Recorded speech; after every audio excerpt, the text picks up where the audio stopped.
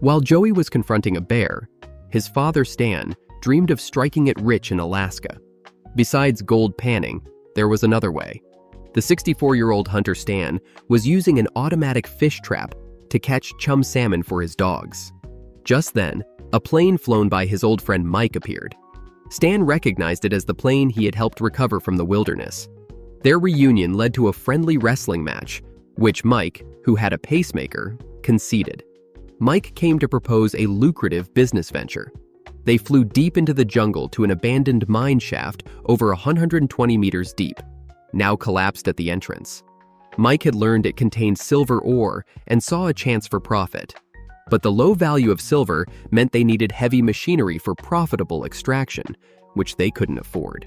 However, Mike had planned ahead with a 1942 bulldozer that, if repaired, could excavate the silver. For Stan, the risk was high. Failure could jeopardize his family's well-being.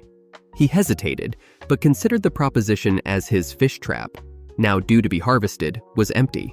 Eventually, Stan decided to join Mike, hoping to fix the bulldozer and potentially earn a season's income in a day. After assessing the bulldozer, Stan believed it could be repaired and agreed to Mike's invitation, dreaming of sudden wealth. They started excavating, but Mike was injured by falling rocks, indicating potential collapses. They needed to find another entrance. Exploration and maps suggested a vertical shaft at the mountaintop. To access it, they planned to use explosives to blast open the entrance. Stan made explosives using fuel and an oxidizer, packing them into plastic tubes. He then found a suspected cave entrance on the mountain and placed the explosives inside. From a distance, he detonated the explosives with a bullet. Although the explosion was loud, its power was limited and the entrance was not opened. However, they retrieved some very dense stones, confirming they were in the right place. The only option left was to bring over the bulldozer.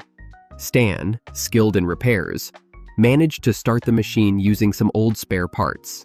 But soon after, the engine casing burst, and the bulldozer was completely wrecked.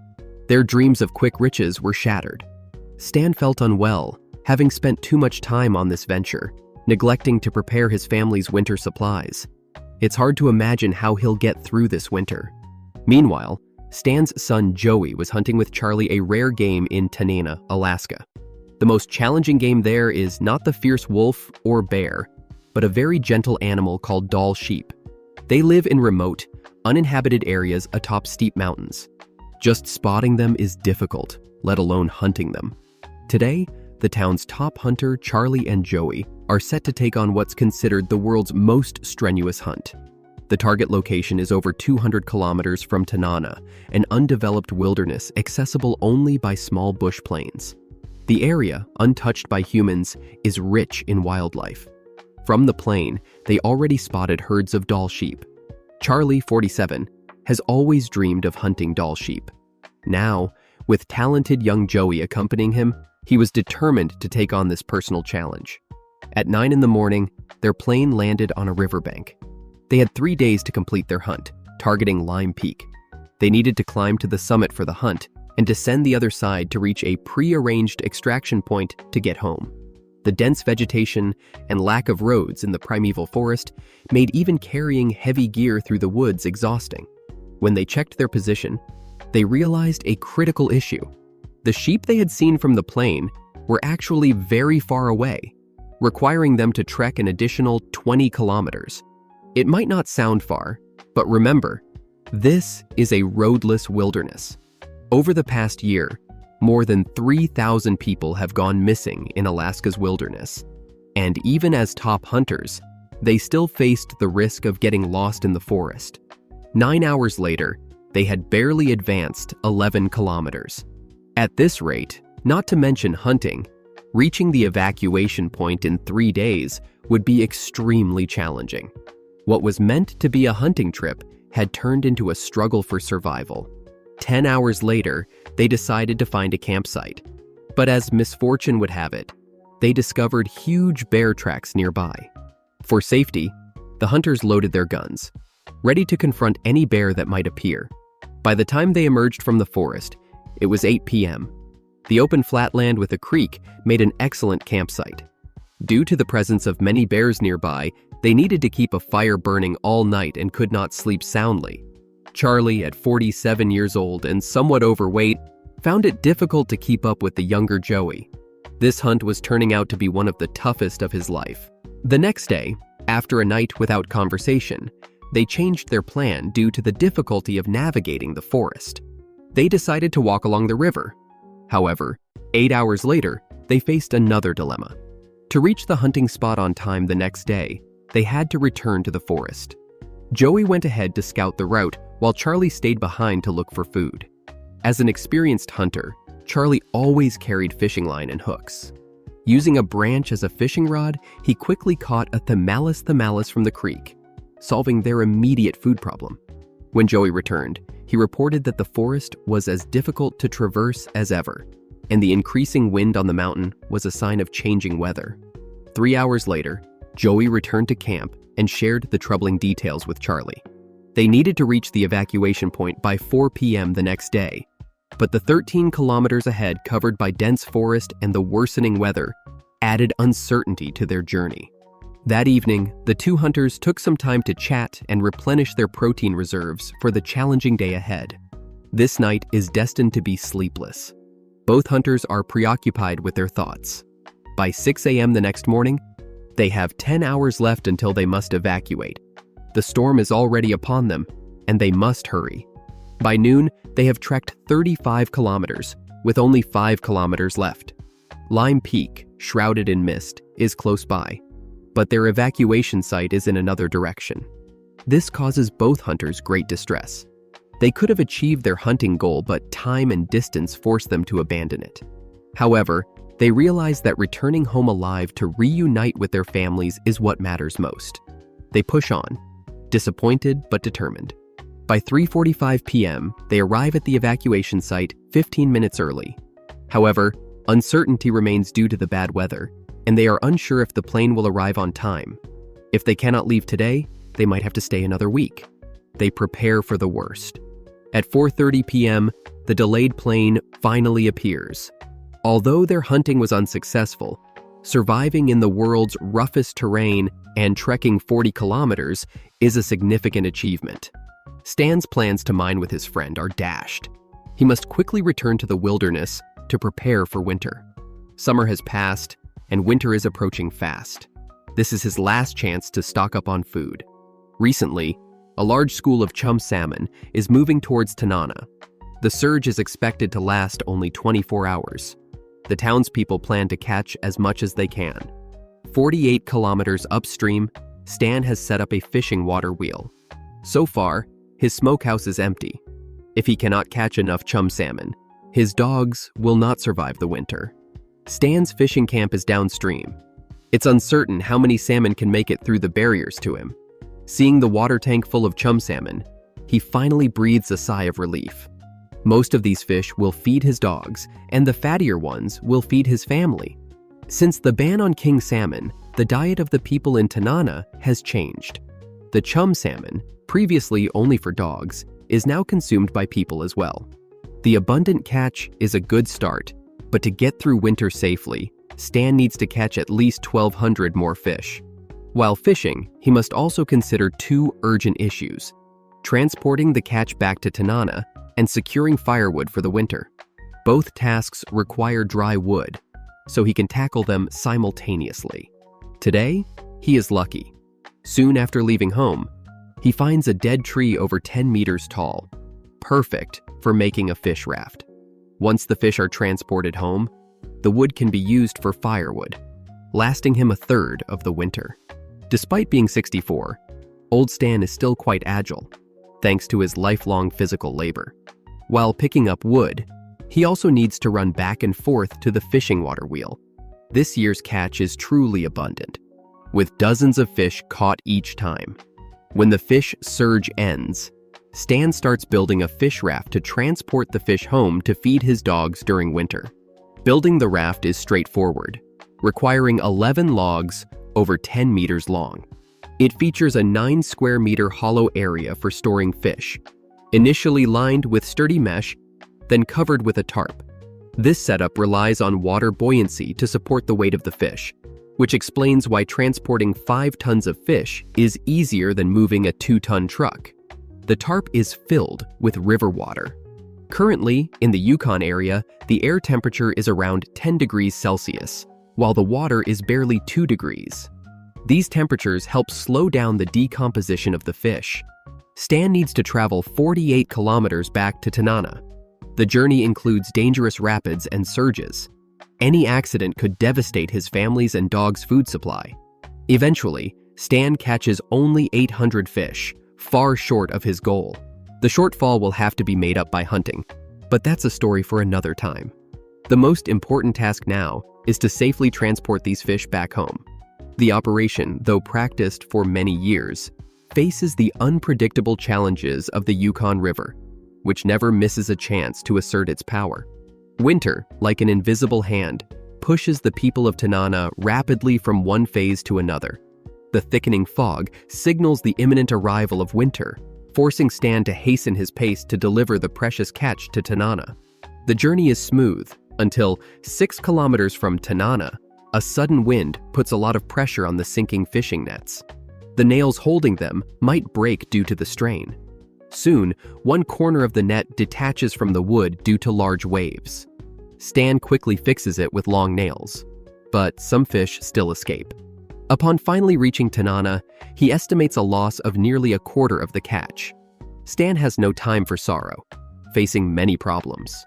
The food for people and dogs is insufficient, and much more firewood is needed. These necessities must be gathered from the wilderness. This is real life. You need to feed yourself and your family. Despite the daily stresses, life's essence is to be born, to survive, and to remain hopeful for everything possible. The recent surge of fish in the Yukon River brought Stan a rich harvest. However, hunter Charlie found it bittersweet. A new group of chum salmon had arrived in the river, and Charlie seized the opportunity to stock up on winter food. Within an hour, he caught over 50 fish using his automatic fishing device. He ate the fatter ones and fed the leaner ones to his dogs, delighted with his plentiful catch. Yet something continued to bother him. Recently, the trapping line he had used for 12 years was reclaimed by the original owner's son. The trapping lines in Tanana are traditionally inherited, so his claim was not unjustified. However, losing it was a significant blow to Charlie's main source of income, making the upcoming winter difficult. As a result, he planned to clear new trapping lines in his hometown of Rampart. This work would have to wait until after the fish surge. Unbeknownst to him, someone was plotting to destroy his fishing water wheel. James, the town's craftiest lumber merchant, surprisingly ignored the fishing opportunity. A man of high intelligence, he planned to gather extra wood to sell at high prices in the winter, exchanging it for fish. In winter, wood is more precious than gold, as it keeps you alive. He spent the entire morning cutting dead trees on his land. Now, he needed to transport 3 tons of wood to his house. At a turn, he saw a recently set fishing water wheel. He had to change direction to avoid it. But as he turned, his engine made a strange noise and stopped, unable to restart. A rope had become entangled in the propeller, damaging the engine. The 3-ton load of wood, carried by momentum, headed straight for the fishing water wheel. A collision would ruin the water wheel, destroying someone else's last chance to store food for winter. Knowing the stakes, James frantically paddled to divert the wood, but to no avail. In a last-ditch effort, he cut the boat free from the wood, hoping to save what he could. Despite his efforts, the collision was inevitable, and the water wheel was destroyed. The water wheel's owner was Charlie. He lost his trapping routes this year, and now his fishing water wheel was gone too. At that moment, Charlie and his son Bob were happily coming to collect fish when they saw the scene. Charlie was so angry he nearly fainted. If it weren't for his friendship with James, they might have fought over this. James, like a child scolded for a mistake, didn't dare to breathe. He apologized profusely, trying to make amends. But in a place where food is so precious, he had to find a way to compensate Charlie. This year had the best fish catch in years, a much-needed boon for the other townspeople. Seeing the abundant chum salmon calmed their hearts, except for Charlie and James. One lost a great fishing opportunity, and the other needed to use his wood to compensate for the loss. With the water wheel destroyed, Charlie's need to establish new trapping lines far away became urgent. He found a deserted area in his hometown of Rampart. This winter, he planned to trap animals there to earn money from their fur. Now, he needed to build a hunting cabin near the riverbank to stay over the winter.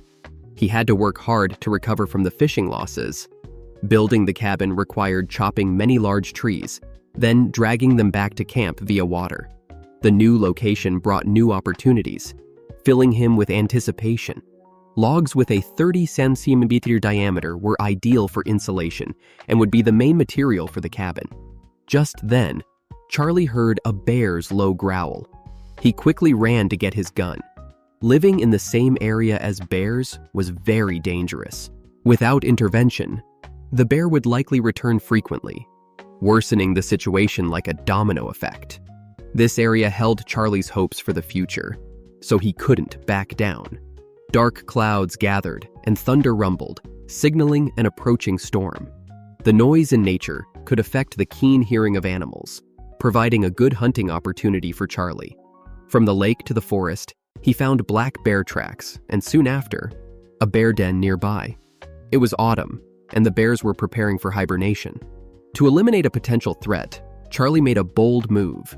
He decided to check a cave for bears by peeking inside. Just as he put his head in, he heard a bear's low growl. Luckily, the sound came from outside. He quickly grabbed his gun and chased after it. A healthy, large black bear was standing not far ahead, just staring at Charlie. All he had to do was move his finger, and the bear would be gone. However, after thinking it over, he didn't shoot, but instead shouted loudly to scare the bear away. Charlie believed that the abundance of bears in the area was a good sign. He saw it as a blessing, thinking of the bears as walking fresh meat when he needed food. If managed properly, this could become his most reliable food source in the coming years. Bear skins could also be sold for a good profit. Of course, he needed to be extremely cautious when hunting. One slap from a black bear could be fatal. When two wolf packs invaded the town of Tanana, the town's top hunters were on it.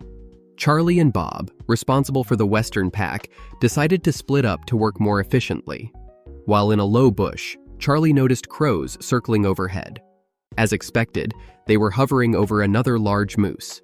He knew the wolves would come back for the leftover meat, presenting a perfect opportunity to trap them. He set traps in the area, hoping to catch the wolves when they came to protect their food. Using the wolves' protective instincts to his advantage, he planned to lure them out with howls and then pick them off one by one. With no wind, the scent moved slowly, allowing him to get closer to the wolves for an easier kill. As soon as he howled, there was an immediate response from the wolves. All he had to do now was wait quietly for them to approach. The sounds of the wolves grew closer, and Charlie was ready to take them down. Unfortunately, just then, the wind picked up, and Charlie was upwind. The wolves might have smelled him, so they were heard but not seen. However, they were probably still nearby. Charlie decided to pursue them. On his way, he met up with his son, and they continued the chase together. Soon, they found their target. Bob fired first, but missed his chance to draw first blood. As night fell, and with wolves having the advantage in the dark, Charlie and his son could no longer continue the chase and had to return home. They pinned all their hopes on the traps they had set. Time flies, and weeks have passed quickly. The ongoing struggle between hunters and wolves has yielded no benefits to either side. Today, Charlie is off to check the wolf traps again. He arrives at the site where the moose carcass lay and finds that the trap has been triggered, but there is no catch. Clearly, these are very clever wolves. Therefore, Charlie decides to change his strategy. He takes a brand new wolf trap and places it right next to the moose carcass, camouflaging it with deer hair. Another day passes, and Charlie returns to check the traps. This time, before he even reaches the moose carcass, he hears something unusual. Sure enough, The new trap set yesterday has caught 2 wolves. He shoots them dead before daring to approach and inspect the trap. If not for the pressing need to secure his own living space, Charlie would have been reluctant to harm the wolves. After all, like hunters, wolves are also struggling to survive. Now, with limited wildlife resources, both types of hunters are competing for the same means of survival, leading to a life-or-death struggle. Facing a large pack of wolves, killing just 2 subordinates is not enough to intimidate them. Charlie knows that the leader of this wolf pack, a massive black wolf, must be captured to truly alleviate the crisis. Do wolves really seek revenge? Last winter, a super pack invaded Tanana, and the hunters united to fight back. Eventually, the young hunter Joey captured the wolf leader with a trap, forcing the pack back to their original territory. Now, deep into winter, a wolf pack has returned near Tanana. Whether it's for revenge or competing for food is unknown. But one thing is certain: for their own survival, humans and wolves are poised to clash again. It's now December, with only 4 hours of daylight, forcing much of the work to be done at night. In the pitch dark and freezing wind, people struggle to survive in temperatures as low as 36 degrees Celsius. The young hunter Joey is collecting water from the Yukon River. While we simply turn on a tap to access water, they must chisel a very deep hole in the ice to obtain clean river water. Since reaching adulthood, Joey has begun giving back to his parents. The first load of water he collects goes to his mother's house. Staying closely united with family is key to surviving in such conditions. Besides Joey, Charlie is also out working in the dangerous night. Deep in the Alaskan wilderness, having lost his original trapping routes, he is busy pioneering new hunting trails. The darkness does not stop their quest for survival. To stay alive, they must continually search for food and ways to earn money. Every trapping season is the best time to earn cash. This year, he will set traps here to catch animals and then exchange their pelts for money. Pioneering is tough, especially in unfamiliar territories, which often bring unpredictable dangers. Charlie must be extra cautious. He usually carries 2 guns, a long one on his motorcycle and a short one on his person. His headlamp not only illuminates his path, but also exposes him in the wilderness. While focused on his work, he suddenly hears a wolf howl. It's the time when gray wolves are most active. They are bloodthirsty and move in packs. Charlie immediately becomes alert as the sound is very close. He deduces that the wolves must be hunting nearby. Armed, he quickly follows the sound and soon finds a moose carcass. The wolves had just been feeding here, leaving behind a skeleton so picked clean it could bring tears to a fly's eyes. The elders in town have always taught hunters to respect all life in nature, especially the smart and brave wolves. In a way, hunters and wolves perform the same job. They hunt to survive. But seeing the moose on the ground, Charlie is somewhat angered. A single moose could sustain a family in town through the winter. In recent years, as the number of gray wolves has increased, their prey has diminished. With not enough food in the deep wilderness, they now encroach on the hunters' territories around the towns. When interests clash, humans and wolves must abide by the law of the jungle. Survival of the fittest. Charlie resolves to reduce their numbers, ideally by taking out the Wolf King again. A battle for food between man and wolf thus begins. Meanwhile, in Tanana, the Moore family, major dog breeders, are training their sled dogs under the cover of night. It's the best time to train the dogs to follow commands. They use G for right turns and Ha for left turns, guiding the dogs with the beams from their headlamps. The Moore's training route extends deep into the wilderness, fraught with dangers. Just as Courtney finishes the route and heads home, the dogs suddenly stop, spooked by some creature. With bears hibernating, only wolves could scare them this much. To confirm, Courtney steps into the nearby bushes and finds wolf tracks everywhere. With a pack nearby, the safety of the sled dogs is at risk. She must hurry home, as the wolves are just over a kilometer away from the Moore's house.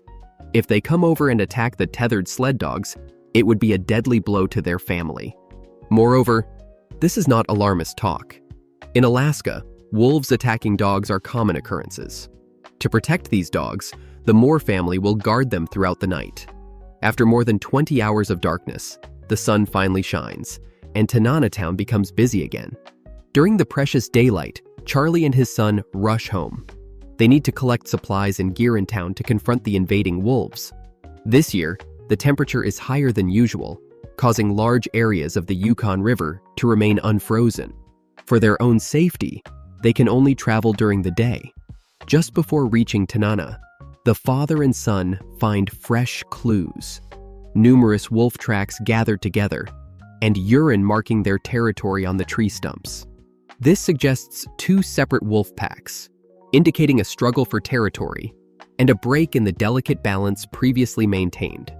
The number of wolves has spiraled out of control, potentially preventing hunters from sustaining their traditional livelihoods.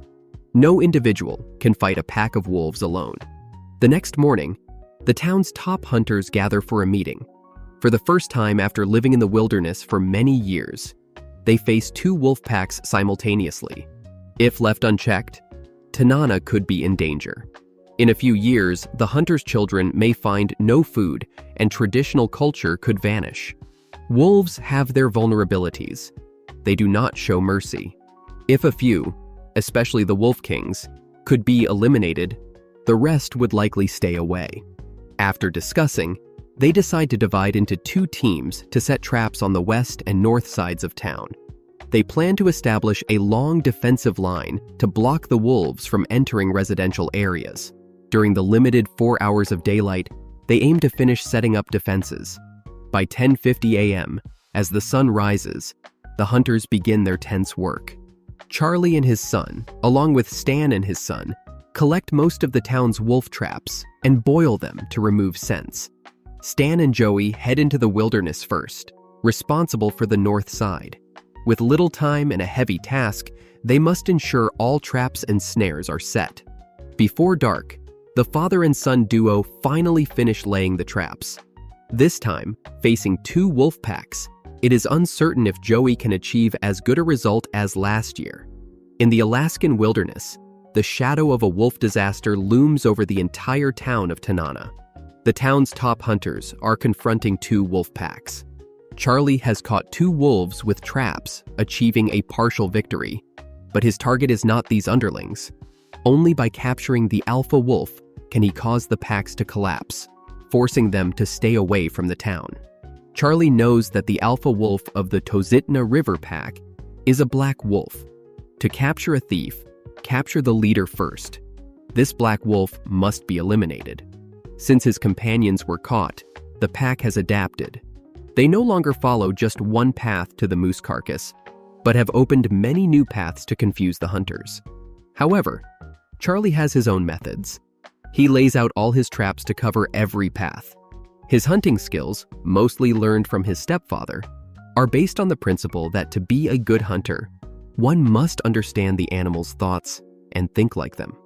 Know your enemy and yourself, and you will never be defeated. He has set up a dense network of lassos and wolf traps. Any wolf that dares to return for the moose will surely be caught. Just as he confidently prepares to leave, he discovers something terrifying. New wolf tracks on the path he walked. It means that a wolf, likely the alpha black wolf, was present while he was setting the traps. This is the first time he has encountered such a clever opponent. As night falls, the night belongs to the wolves. Charlie wisely chooses to retreat, hoping that his traps will lure the prey into a deadly trap. Back home, Charlie must quickly deal with the two wolves he caught.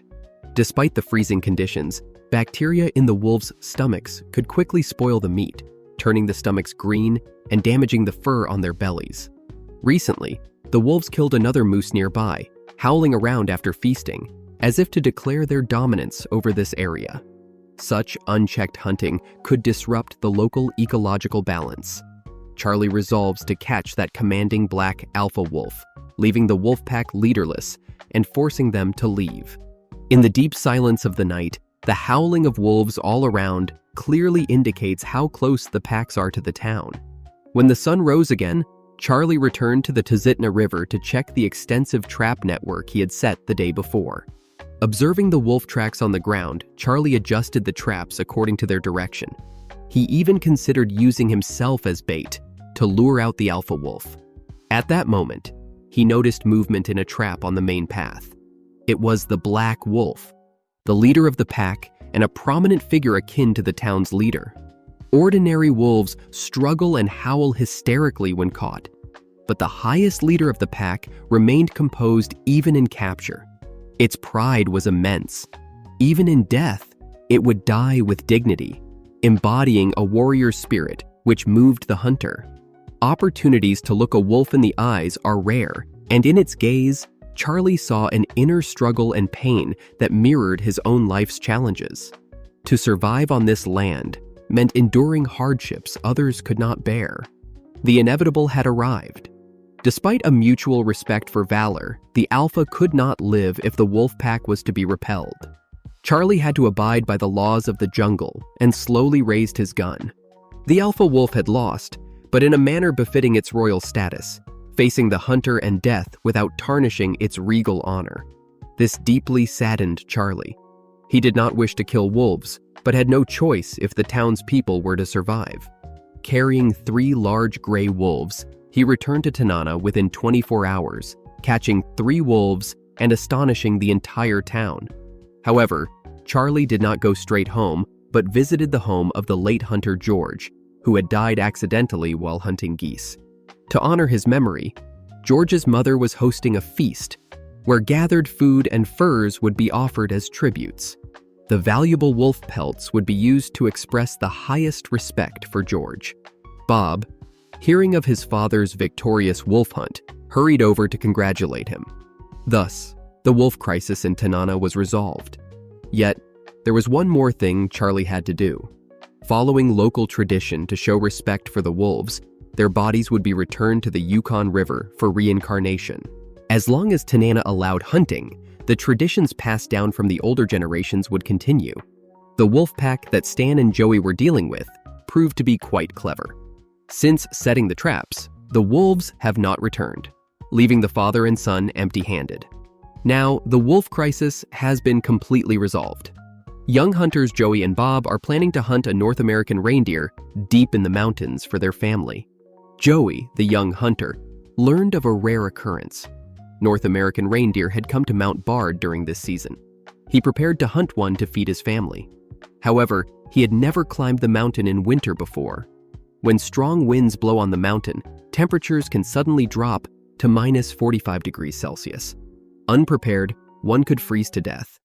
To be safe, he planned to bring extra survival gear and supplies, such as additional socks and gloves, a thermos for drinking water, fire-making materials, and a large chunk of moose fat, which is excellent for enhancing the body's ability to withstand the cold. After packing his gear, Joey set out, but there was one more thing he needed to do: bring along his close friend Bob. Together, they could look out for each other. Their destination was a hunting lodge, 64 kilometers from Tanana, and they needed to arrive before dark to provide fresh meat for their families. The weather in Alaska can change in an instant. They left on a sunny day, but soon a strong wind brought heavy snow, creating a whiteout and nearly blinding them. Despite the conditions, they couldn't stop. They had a long way to go. If they didn't reach the hunting lodge before dark, the cold weather could threaten their lives. The young men had to continue through the snowstorm. Just at this critical moment, Bob's snowmobile suddenly stopped and wouldn't start again. Although the situation was unexpected, they couldn't just wait for help. They had some mechanical knowledge passed down from their fathers. From the sound of the engine, it seemed like a fuel blockage, likely the carburetor. To fix it quickly, Bob risked frostbite by taking off his gloves. The temperature was already minus 42 degrees Celsius, and exposed skin could easily get frostbitten. But to reach the hunting lodge before dark, they couldn't worry about that. Bob's repair worked, and the engine started again. Ahead lay the steep climb up Mount Bard. Joey had to ask Bob if he was truly determined to continue this dangerous journey. Bob's answer was firm: to keep going.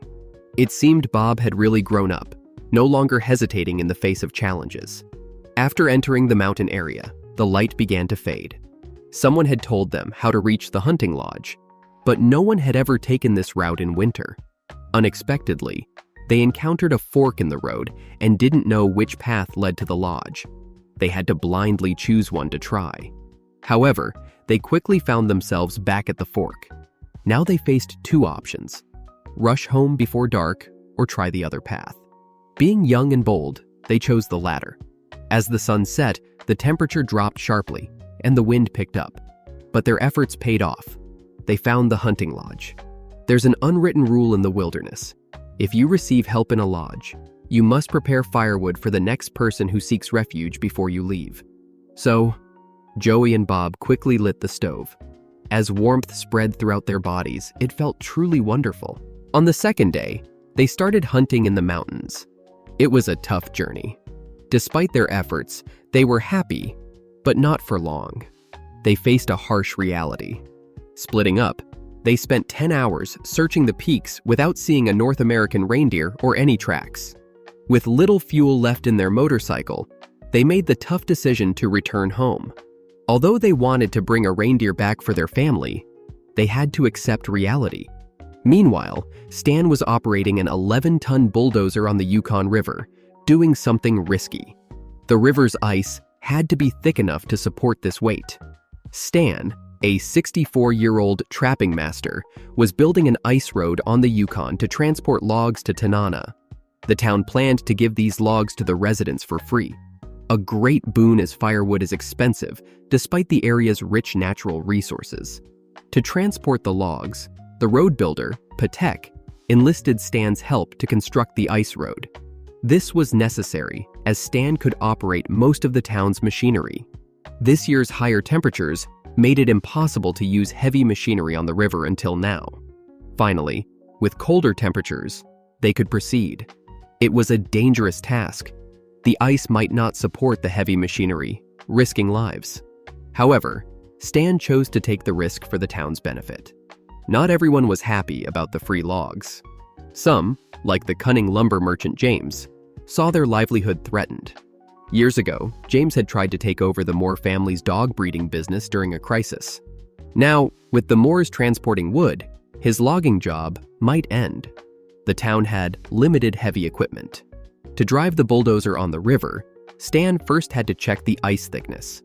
He planned his route along the Tanana riverbanks to a sandbank, then across the Yukon. Every 27 meters, he drilled a hole to check the ice before driving the heavy bulldozer across. This bold move was crucial for the town's supply of wood. To ensure the townspeople have access to free wood, Stan was fully committed. The riverbanks are shallow areas where the ice is relatively thicker and safer. The real danger lies in crossing the 800-meter-wide river. Due to the river's currents, the ice above tends to curve and is filled with cracks.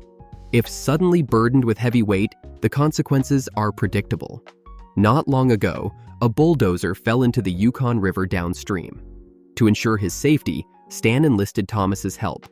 He tied a rope to his wrist, handing the other end to Thomas.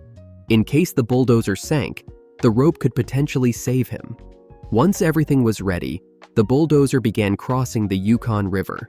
Despite the dangers, Stan completed the task without hesitation. The next day, Stan went to see the amount of wood to be transported. The scene was impressive. He couldn't even estimate how many years the wood would last. A large amount of wood was delivered to the water plant. Just today's transport was enough for the plant's use for over 2 years. Now, the most distressed would be lumber merchants like James. Although very angry and desperate, he was helpless. He needed to find other ways to make money to support his family. That's just life. During the bustling transportation of wood in the town of Tanana, hunter Charlie was planning to take back his original trapping line from Agwo. These were footprints left behind, one of the hunter's favorite prey because of their valuable fur, which could sell for hundreds of dollars. But Charlie was not only unhappy, he was very angry, especially seeing many footprints of Martin and Wolverine elsewhere. As viewers of the previous video know, this trapping line was originally used by Charlie. Over 10 years ago, because Agwo was not around, his father entrusted this ancestral trapping line to Charlie. But a few months ago, after wandering outside for 12 years, Agwo returned to Tanana and reclaimed the line. They had agreed that the line must continue to be used. If Agwo just wanted it back without using it, Charlie would later take back ownership. After all, he had promised Agwo's father to take care of this line and continue its legacy. After the transfer, Charlie even lent the original traps and snares to Agwo as a sort of repayment to his family. Afterwards, he went to pioneer a new line far away. It's a long journey. It may be several years before the new line can produce stable income. In fact, Charlie has not completely let go of his original territory. Whenever he has time, he keeps an eye on Agwo's movements.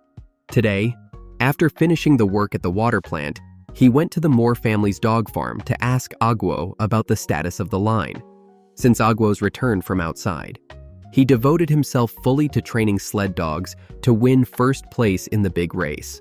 Currently, he has no time to manage the trapping lines. He might have time for trapping after the race ends. Hearing this, Charlie could only leave disappointed.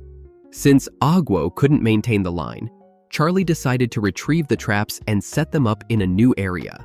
When he arrived, he saw no signs of maintenance and became somewhat angry. A trapping line needs proper upkeep, or other hunters might take it over. Charlie had protected this area for 10 years. Losing it would be embarrassing. What angered him more were the animal tracks around the traps. If managed well, substantial money could be made. Almost every trap was neglected. His new line hadn't yielded any profits yet, while this area was wasting resources. Charlie remembered his words when he handed over the line to Agwo. If Agwo didn't keep his promise, Charlie would take everything back. Now, I ask everyone a question. What do you think is the best way to handle this? To survive the harsh winter, Charlie plans to take his son to catch beavers. It's a large beaver lodge housing a family. Each trapping season, Tanana's hunters earn money from them. Although beaver fur prices are declining, they still sell for $60 each. Besides the valuable fur, their meat is nutritious and good for winter food. The situation with the trapping line greatly upset Charlie. Agwo's family controlled it. When their last elder was dying and had no direct heirs, he entrusted it to Charlie. Now that Agwo has claimed it back, he was supposed to maintain it, but broke his promise due to dog breeding. Today, Charlie returned to the dog farm to discuss this with Agwo. However, the owner, Patek, informed Charlie that Agwo had left Tanana for a competition and wouldn't return for a week. This ignited Charlie's anger. Since Agwo didn't keep his promise, Charlie decided to reclaim ownership of the line. He took his son, Bob, and entered the original trapping line without permission. Today, their main target was beavers. The father and son traveled 32 kilometers to Fish Lake, where beavers are plentiful. Charlie usually has a good harvest here, helping him through tough winters. But now, returning to this land, he felt like an intruder. The large beaver lodge had served the Charlie family selflessly for many years. Even his hat was made of beaver fur. To catch them, he first had to make a hole in the ice. The size is about 1.5 meters square. This birch branch is the bait for catching them. Beavers usually like to eat this the most. A lasso is placed around the bait. Then, a tarp covers the hole. The trap is now complete. There are many beaver lodges around here. The father and son plan to set more traps. In a blink of an eye, 10 hours have passed. Almost every beaver lodge on Fish Lake has been equipped with a trap. As the sun sets, the father and son finish their day's work. However, before going home, they want to check the first trap they set today. If they catch a beaver, they will have a dish to accompany their evening drink. Indeed, this place is a treasure. The trap set in the morning yielded results by the afternoon. Using the snow to dry the water off the fur, they head home with today's catch. Overnight passes. When the sun rises again, Charlie and his son return to Fish Lake. Today, they aim to catch at least 5 animals. But they underestimated the richness of Fish Lake. Before dark, the father and son actually catch 11 beavers. Based on past experience, he knows it's time to stop. While more beavers are better, some must be left to reproduce. Being too greedy could disrupt the ecological balance here. After setting the last trap, the father and son hurry back home. Charlie will share the large amount of beaver meat with his friends and also honor the town's elders. News spreads quickly in the town. Aguo will soon find out that Charlie and his son have returned to the trapping line. In Alaska, trap disputes are a serious matter. Indeed, they can be life-threatening. When they meet again, it might lead to violent conflict. Do you think Charlie is right in what he does? To eliminate a dangerous grizzly bear, a hunter risks his life by entering the bear's den. If attacked, survival is nearly impossible. Hunter Charlie and his son Bob travel 40 kilometers to Grant Creek. This winter is particularly tough. Warmer weather has halved the trapping season. To support his family, Charlie will take any job that pays. Miner Neil calls for help from Charlie, claiming he has encountered a very dangerous animal. Upon arrival, they realize only a huge grizzly bear could cause such destruction. When the temperature is unstable, some hungry bears wake up early and venture into human areas for food. Once successful, they will appear more frequently. After investigating the scene, it is roughly determined that the grizzly bear is about 3 meters long and weighs between 400 to 500 kilograms.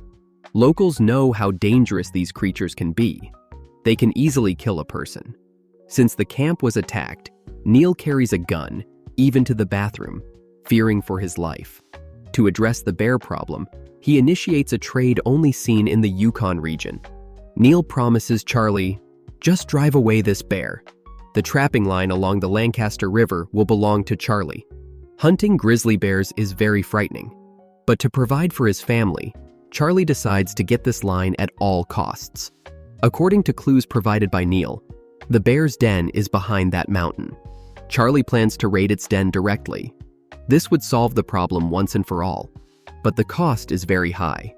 If an accident happens, the father and son might lose their lives. Neil spent several hours bringing them to the foot of the mountain. The rest is up to Charlie and Bob. After entering the forest, they must be very careful and cautious. They must observe their surroundings at all times.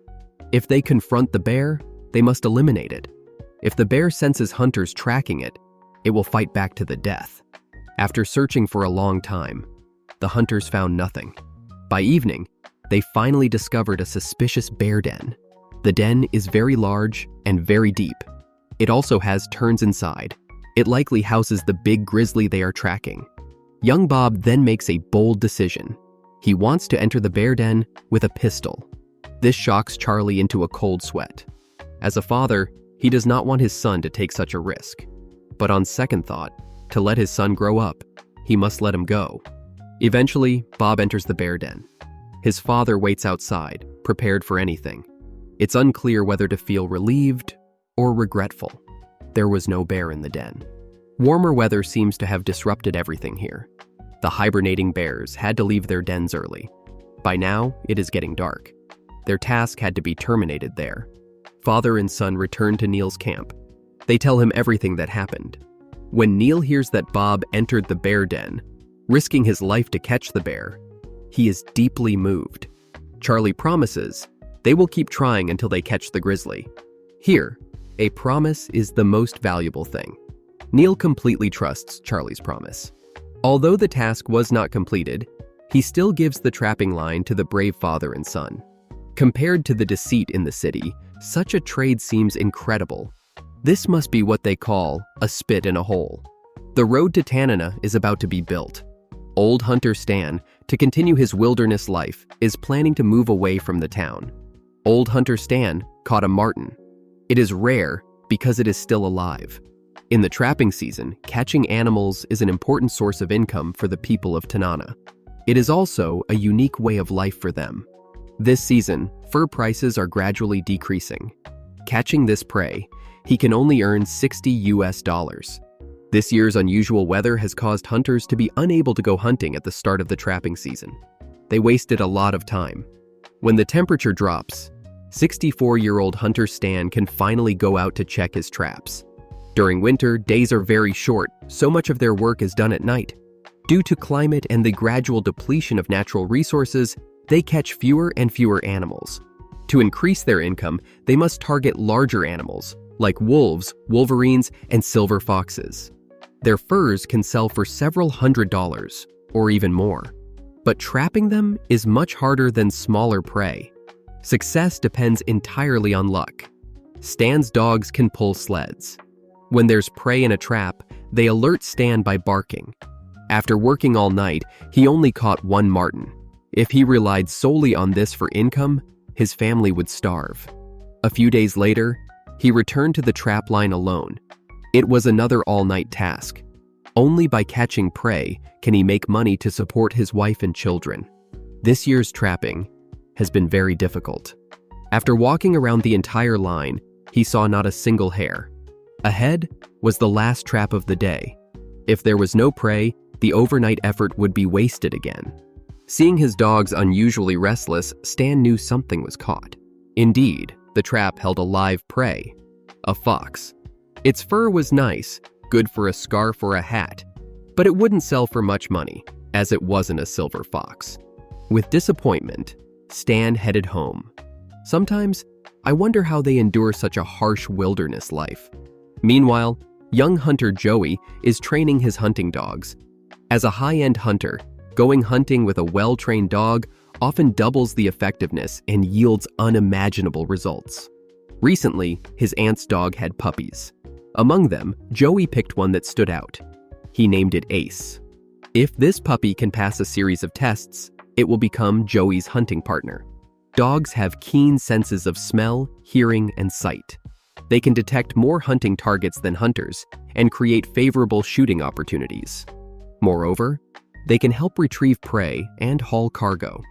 In special situations, they even risk their lives to protect their owner. In the harsh conditions of Alaska, keeping a dog is a big commitment. Survival is tough for hunters themselves. Feeding another mouth only adds to the difficulty. So, before deciding to adopt Ace, it must pass a series of tests to ensure it is of value. The first test is a sound test. Hunters cannot avoid using guns and the noise they make. The sound of gunfire scares most animals away. However, hunting dogs should not be afraid of this noise. When Joey fired the first bullet, Ace was terrified. He tucked his tail and wanted to flee. This reaction was not ideal, but it was expected. Indeed, not just hunting dogs, even humans would be scared the first time they hear gunfire. To ensure accurate test results, Joey fired 3 more shots. This time, the dog ran away in fright. It seems he did not trust Joey completely. The next test was Ace's sense of smell. This is crucial for a hunting dog. If he fails this test too, it means they are not meant to be together. Joey attached a glove to a stick and dragged it across the ground, finally burying it in the snow. He intentionally returned by another path to increase the difficulty of the search. Back at the starting point, the hunting dog began its search. It was indeed confused, following the path Joey returned on. It sniffed all the way to the end of the road with no discovery. But soon, it picked up the scent again and ran to another path. Eventually, it successfully found the target. For a young pup, this was quite an achievement. In the town of Tanana, no one keeps pet dogs. The dogs that stay here almost all have their own duties. Hunting dog Ace now faces a final test. Joey will mix him with Stan's snowmobile team to see if he is willing to help carry goods. If he passes this test, after a successful hunt, he could help transport some meat, lightening Joey's load. During the snowmobile process, Ace showed a strong will to survive. He did his utmost, keeping pace with professional sled dogs, as if he knew what fate awaited him if he failed the test. Aside from being scared of gunfire, Ace was perfect in all other aspects. So, Joey decided to officially include him in his team. As for his fear of gunfire, with training, Joey believes Ace can overcome it. While Joey was training his hunting dog, Charlie and his son were up in the mountains, confronting a huge grizzly bear. Despite the icy and snowy conditions, it was actually springtime. This is Tanana, Alaska. With the arrival of spring, the worst trapping season in history is about to end. Hunters are seizing the last chance to obtain food and fur to sustain themselves. Young hunter Joey, with the help of his father Stan, is patrolling his trapping route. This should be their last check of the traps before the end of the trapping season. Tomorrow, Joey will take all the fur he caught during the winter to Fairbanks. to exchange them for cash. This year, few small animals were caught. He could only hope to catch some larger game. He used the precious moose head as bait. Now, he hasn't caught any game. He wants to dig up the moose head and save it for next time, but he can't find it anywhere. Just then, Stan noticed something unusual. There was a snow hole on the ground. Inside, there were remains of the moose head. It seems that some creature ate the bait. Now, not only did he not catch any game, but he also lost a moose head. This is really outrageous. The noose trap set near the bait had been triggered. From the marks and footprints left behind, it was definitely a Wolverine. Wolverine fur is very valuable, but they are very cunning and hard to catch. Joey wouldn't miss such a good opportunity. He moved the traps to the Wolverine's path. He hoped to catch it today. If so, his income this year could be higher. This is also his last chance this season. In the evening, Joey came back here alone to check the traps. Wolverines are very dangerous animals. According to the local elders, they can sometimes take down a bear. There were fresh footprints on the ground. The Wolverine had definitely come back. Joey became nervous. Unfortunately, although the trap was triggered, it didn't catch any game. This made Joey very upset. Just then, he heard unusual noises in the bushes around him. Yes, the Wolverine hadn't run far. In a flash, when Joey saw the Wolverine, he quickly pulled out his treasured gun and fired 3 bullets at it. It's true that man's plans can't match fate's. Unexpectedly, he ended up getting a Wolverine in this way. For the whole trapping season, he finally caught a decent game. This was the largest Wolverine Joey had ever seen. It would definitely sell for a lot of money. Early the next morning, he started processing the game, because later, he would go to Fairbanks for the annual fur trade. Wolverine fur is very rare. They are even harder to catch than gray wolves. At this moment, Joey was very conflicted. The town was holding a potlatch for the deceased hunter George. Close people donate precious furs and items at the banquet to honor and respect the deceased. If Joey could donate this Wolverine fur at the potlatch, it would be very meaningful for him. What made him conflicted was, this trapping season was very tough. He hardly made any money, except for this fur, which could sell for more. After a fierce mental struggle, he finally decided to take the fur to Fairbanks to see how much it was worth. He would decide what to do at that time. He went to a fur shop, took out all his belongings, including fox fur, martens, and that Wolverine, ultimately, red fox $50 each, cross fox $90, martens $60. These prices are much lower than Joey's expectations. Even if all are added together, let alone making a profit, they don't even cover regular expenses. However, due to its large size and very well-processed fur, the buyer offered $400 for the Wolverine. This was a huge temptation for Joey, who was already spending more than he was earning. But after much thought, he decided to take the Wolverine fur home and then donate it. He values these traditions far more than money. Even the fur buyer couldn't help but respect the young man's actions. Would you give away such valuable fur for free to someone else? While Joey was selling furs, his father, Stan, was trapping beavers with hunter Charlie. It was mid-March in Alaska, and the annual trapping season was nearing its end. Town leader Charlie was experiencing the worst trapping season of his life. Raised in local traditional culture from a young age, he inherited this ancient lifestyle. Over the years, he has been hunting, trapping, and fishing, making him one of the top hunters in Tanana. But even the most skilled hunter cannot fight against the great nature. Unusually high temperatures in the Yukon region made it impossible to travel by snowmobile. The weather was not cold enough, resulting in poor fur quality, which could not be sold at high prices. Now the temperature has returned to normal, but the trapping season is almost over. So Charlie is using this limited time to collect as many furs as possible. Today he returned to the old route, which is laid with traps on Agun's territory. He spent 10 years learning the distribution and precise locations of animals. A place where he could make money with his eyes closed, he certainly did not want to give it back to anyone else. Plus, Agun broke his promise not to maintain the route. To prevent this place from falling into someone else's hands, Charlie finally decided to take back the route. At this time, Agon had just completed the dog sledding race. He finally had time to manage his own route. But seeing the newly set traps, he immediately guessed it was Charlie's doing. Disputing traps is a very serious matter. It is equivalent to entering someone's house and stealing food from the table. No one can tolerate such actions. The consequences would be severe. At this time, Charlie was working at the water plant. He planned to finish his current work and then quickly go to check the traps on the route. After returning from the route, Agun immediately ran to the water plant demanding a reasonable explanation from Charlie. In such disputes, one must not lose momentum. Both men had their reasons, and neither would back down. In the end, they parted on bad terms. But the struggle was far from over.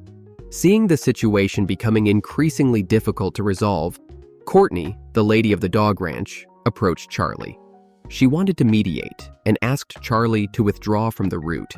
She appealed to his emotions and reasoned with him, explaining that Agun had temporarily neglected the trapping route due to his efforts in a major race.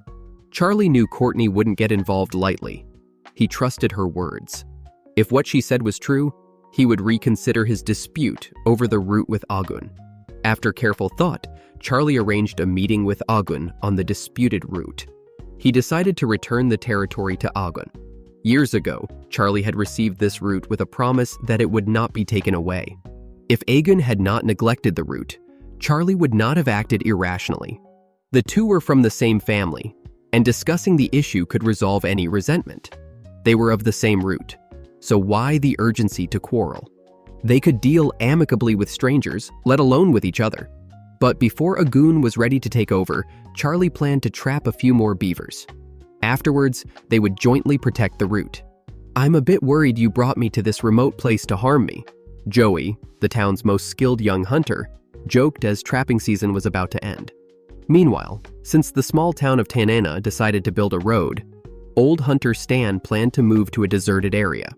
While road construction was generally positive, reducing transportation costs and attracting tourists, it was not welcomed by everyone. More people meant fewer wildlife, a critical blow for hunters reliant on the land. Stan had lived alone for 71 years in a small cabin 60 kilometers north of Tanana on the Tosi River, hunting, fishing, and raising dogs. Now, to maintain his lifestyle, he considered moving back there. After a trek, he and his wife reached the dangerous Tosi River. Last year, he nearly died there and was still haunted by the memory. The cabin was across the river, but this year's crossing seemed even more perilous. If they couldn't cross, his plan to escape Tanana would be forced to end. To ensure their safety, they chose an alternate route, barely traveled and littered with fallen trees. They had to clear their way as they went, a challenging task for anyone, let alone a 64-year-old. After finding a safe crossing and spending over 4 hours, Stan and his wife finally reached their cabin. Now, they needed to assess whether it was still viable for long-term living. Repairs might be costly, but it was worthwhile for them. Absolutely worth it. This is a secluded place. Years ago, Stan bought it. He built the cabin by hand. Back then, he only had a handsaw. You can imagine the difficulty of construction. Drinking water is the biggest issue the cabin faces now. The couple came here to retire. They don't want to fetch water from the river later. There is a hand pump in the house, locally called a pressure pump. People over 35 should be familiar with it. They rely on it to get drinking water in the house. It's a device that draws groundwater by pressure. However, it has been broken for 5 years. Now Stan wants to fix it, but it won't be easy. After inspection, he found the reason for the problem. The seal on the piston is worn out, unable to generate pressure. Definitely, the water won't come up. You can't buy parts here. You can only use your imagination to make one. He has some leftover moose skin. Cut it to the size of the old part, then replace it. This could fix the pump. Now start pumping. To generate enough pressure, occasionally add some water. But after pumping for a long time, it still doesn't work. Now, one can only suspect that the water level in the well has dropped or the pipe is damaged. So Stan goes into the basement to find out the reason. The house is old, and the damp basement accelerates the rotting of the wood. This nearly injured Stan. Finally, he found the fault. The pipe is damaged. They have no spare parts, only other ideas. Fortunately, they have some waterproof tape. This finally fixed the pipe. The water was finally pumped up. The water quality is very clear. It's completely drinkable. Besides the water pump, the cabin needs many other repairs. But living in such a place, there are too many things to do normally. To survive, they need to hunt, set traps, and there's hardly any time for these things. Luckily, the cabin is currently habitable. But to make this place perfect, it might take another 2 years. By then, Stan might live here forever. As Stan plans to move, hunters Charlie and Agoon are having a conflict over the ownership of a route. Tanana's 2 top hunters are working together to trap beavers. This winter is particularly hard for hunters. Higher temperatures in Alaska than usual make it difficult for them to catch prey. Now they haven't made money, and food supplies are starting to dwindle. To survive, they have to work harder. Currently, only 2 days are left in the trapping season. The final result seems grim. Charlie and Stan are in the same situation. If it weren't for catching a few beavers on Agoon's territory earlier, they probably would have no food now. The last 2 days of the trapping season are here. He must give it his all. Charlie plans to catch a few beavers, but going alone might not yield much progress. So, he thinks of partnering with trapping Master Stan. By doing so, they could set more traps. This might turn the situation around. Stan's trapping skills are mostly self-taught. Charlie, on the other hand, was taught by several mentors. By working together, they can share experiences. They agree to split the catch 50-50. In this way, they can earn money and get some beaver meat. Ending the dismal trapping season this way seems ideal. The cooperation between 2 top hunters was happily agreed upon. Now, they must use every second of these 2 days. They aim to set many traps. After preparing, they set off towards the fishing lake. This is their last chance of the season. It's do or die. Their target is to catch at least 6 beavers. To reach this goal, they need to dig at least 12 ice holes. This is a big challenge for their physical strength. In trapping beavers, Charlie is definitely an expert. He knows exactly what bait beavers prefer. For instance, dried birch branches are their favorite. Their trap-setting methods differ. Stan used to set snare traps together. Charlie, however, spreads them out. Spreading the traps allows for fine-tuning each snare without affecting the others. Clearly, Charlie's method is more reasonable. This shows the difference between formal education and self-taught expertise. Hunting tricks are refined over generations of hunters. Learning them on one's own is challenging. Old Stan felt today was a profitable day, not only for the chance to catch prey, but also for gaining much experience. Of course, Charlie also learned a lot from Stan. After working for 6 hours, they finished setting all 12 traps. Now, the 2 finally had time to sit down and eat. They had dried fish strips, a staple food of the Tanana people, lightweight and favored by hunters. Due to rising temperatures in Alaska, everyone had a tough year. Such occurrences are manageable occasionally, but if persistent, it could end the Tanana people's current way of life. Early the next morning, the hunters rushed back to check the traps set the day before. This is often the most thrilling and intense moment for hunters. Whether the traps held surprises or were empty, only opening them would reveal. Even the best hunters miss sometimes. The first trap was empty. Unexpectedly, so was the second, which was disheartening. Beside the third trap, a rare event occurred. They caught a live prey.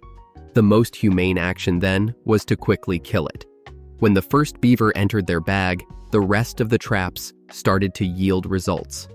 Finally, after checking all the traps, the 2 caught 6 prey in total. They could sell them for a few $100s plus several pounds of meat. This challenging trapping season ended successfully. Their collaboration was very pleasant. In the future, they might create more opportunities to work together. Meanwhile, Town lumber merchant James was training his children to become skilled hunters. To become an excellent hunter, strict training from a young age is essential. James was teaching his two sons to hunt. Living in the remote, icy town of Tanana, hunting is one of the most important activities. After all, in such an extreme environment, only food obtained from hunting could sustain them. James, who earned a living from the lumber business, was hit hard by the free wood from road construction. Such incidents were not the first, nor would they be the last. One day, it could happen to his own children. So, he was passing on basic survival skills to his sons. At least when the business wasn't profitable, they could survive by hunting. While our children played with mud, children here played with guns. Though they looked like toys, their lethality was significant. If they wanted to survive in Alaska's forests, they must learn to use this tool. Brother Mike took a long time to get the hang of it. Now, he could hit a water bottle from several meters away. But his younger brother Joe, he always failed to hit the target, which made him look quite frustrated. In the evening, training ended. James planned to change the training schedule the next day. He decided to take the children into the forest to hunt small animals.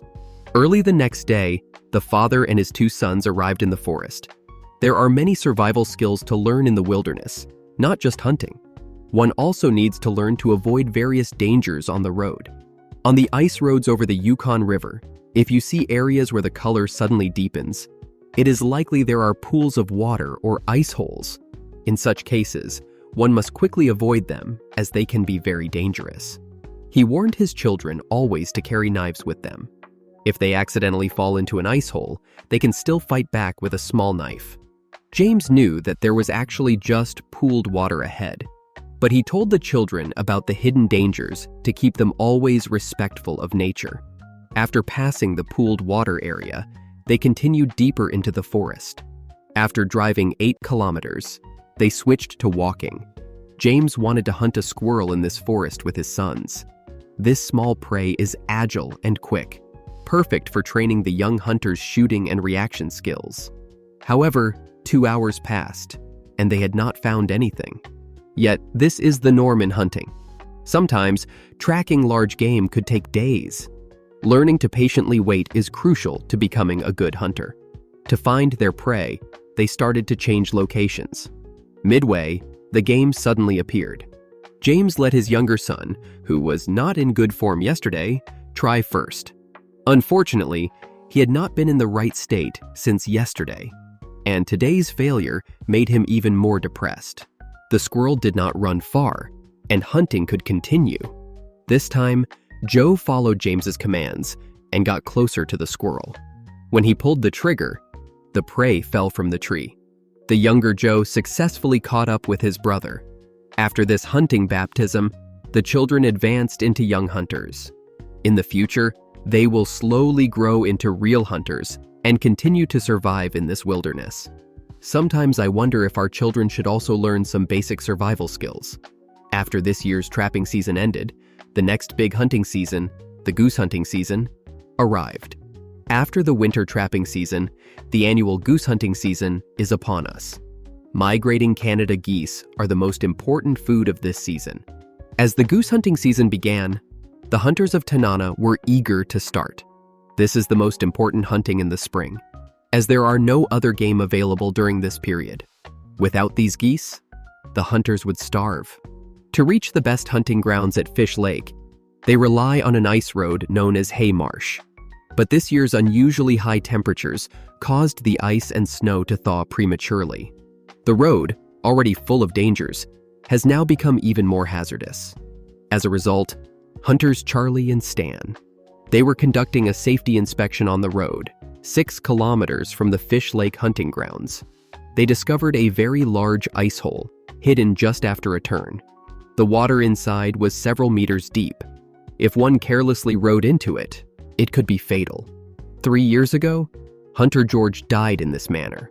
They would not allow this to happen again. Therefore, they made a very conspicuous mark in the middle of the road. To not miss the goose hunting season, they had to find a new safe route. Otherwise, they might not be able to obtain the urgently needed food. They returned to town to discuss how to solve the problem. After some discussion, the hunters decided to create a new path through the dense forest, between the ice hole and Fish Lake. Though difficult, they had no other choice. With the plan set, the hunters formed teams and set out. The temperature was still rising, giving them little time. Before reaching the ice hole, they split into 2 teams. Stan led one team to clear a path directly towards Fish Lake. Charlie led another team to bypass the ice hole and head directly to Fish Lake to start repairs from there. They planned to meet at a central point. Theoretically, this would speed up the road repair. The tense work began. Road construction is not an easy task. It required great physical effort, and everyone exerted themselves to the fullest to quickly obtain food. After a strenuous hour, the road was finally clear. They hurried to Fish Lake to set up the hunting grounds and wait for the first flock of geese. They used wooden sticks, straw, and white cloth to build hides to evade the keen eyesight of the geese. Everything was ready. All that remained was to wait patiently. There is no place in Tanana to buy imitation goose calls, so the hunters typically make one from plastic shell casings. Joey burned a small hole in a shell casing to mimic the call of a goose to attract prey. Charlie used a more traditional method, mimicking the goose call with just 2 fingers. After patiently waiting, the first flock of geese finally arrived. Joey missed 3 shots and watched as the prey flew away, feeling somewhat disheartened. All they could do now was continue to wait. After a long while, the second wave of geese arrived. This time, Joey succeeded with a single shot. However, retrieving the prey became a new challenge. Due to severe melting on the lake surface, no one dared to approach rashly. At that moment, Joey made a bold decision. He decided to ride a motorcycle to retrieve the prey while moving, but he would only pause briefly on the lake surface. There is a high chance of falling into the water and then dying. But this is the life of the hunters. They cannot give up the food that is within their reach just because they are afraid of danger. Joey quickly rushed into Fish Lake, approaching the prey. Stan, his elderly father, was very worried about his son's safety. Watching Joey rush into the lake, his heart was in his throat. Fortunately, everything went smoothly. Joey successfully retrieved the prey. He propped up the head of the prey with a wooden stick to make it look alive. He hoped to use this as bait to attract more geese. This trick proved effective. Geese began to gather towards them. In a short while, they had several catches. This was a good achievement. However, to fill their families' stomachs, they still fell short. The day's hunting was about to end. Charlie only got 2 catches. To gather enough food, he needed at least 10 more. Although geese were continuously added to their tally, the real threat was now in front of them. The next day, old Stan got up early to check the road home. The ice melting here was much more serious than they had anticipated. For everyone's safety, the only solution now was to end the goose hunting season early and hurry home. Even if the hunters were very brave, they could not risk their lives just for a few birds. Stan informed Charlie of the situation first, then ran to notify the young people. At this time, the geese were still flocking to them. Joey was leading the group, busy and happy, without thinking about what the road back would be like. When Stan told them about the current predicament, Joey still planned to wait until evening to go home. After all, waiting for these geese was not easy. But his father reminded him to think about the deceased hunter George. If he had gone home earlier, the tragedy might not have happened. In the end, Joey compromised. Losing their lives for a bit of food was indeed not worth it. All things considered, this year's goose hunting season was unusually short, and everyone's harvest was minimal. But ensuring that everyone could safely return home should be the most important thing. As the ice on the Yukon River was melting rapidly, Tanana was facing a new flood threat. Young hunter Joey's life was hanging by a thread. Do you know how to build a smokehouse? It's actually very simple. After watching a video, you can build one yourself. Tanana's boldest female hunter, Courtney, is also an excellent carpenter. Although she is a woman, she also has the responsibility of feeding her family. When winter passes, they can go down to the river to fish, and this is their most important food source.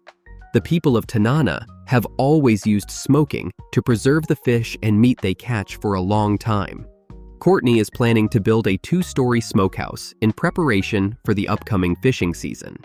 The last 2 years have been particularly tough for the Moore family. Courtney's mother has been seriously ill and needs her father's care. Her brother Thomas is an unreliable sort, sometimes even untraceable. Meanwhile, her husband works in the oil fields. She spends half of the year away from home. Naturally, the burden of supporting the family falls on her own shoulders. Now, she needs to quickly finish building the smokehouse. Once the ice melts, she will rush to the Yukon River to catch fish. To speed up the process, she has enlisted the help of Agwo. They plan to use logs to construct a 2-story frame. The sloping roof and all 4 walls will be covered with metal sheets. The stove inside will produce thick smoke that can cook the meat inside and also has sterilizing effects, making it convenient for long-term preservation. From a young age, Courtney was taught by her elders to build things with her own hands and not to be outdone by men. Her grandmother was just such a person. She could chop wood, raise dogs, trap, and hunt, all on her own. Thus, the elderly woman has always been Courtney's role model. After constructing the frame, they faced the most challenging part, the roof. They then realized they had exceeded their wood budget and were short by 2 logs. But in Tanana, this was not a big deal. They could drive to the Yukon River and pick up 2 driftwoods without spending a dime. In fact, not just these woods, but most of the materials used in building the smokehouse were either scavenged or were unused leftovers. After setting up the frame, they covered the roof with tin sheets and used the same method for the walls. Finally, they converted an oil barrel into a stove and placed it inside the smokehouse. The traditional smokehouse was essentially complete. However, Courtney would not stop there. She planned to improve the smokehouse with her own ideas to make it perfect. She planned to make the top waterproof cloth movable so that when there was too much smoke inside, they could open the waterproof cloth for ventilation to avoid damaging the fish or meat. The house might look rough, but they value practicality and aim to spend as little as possible. So, the expectations shouldn't be too high.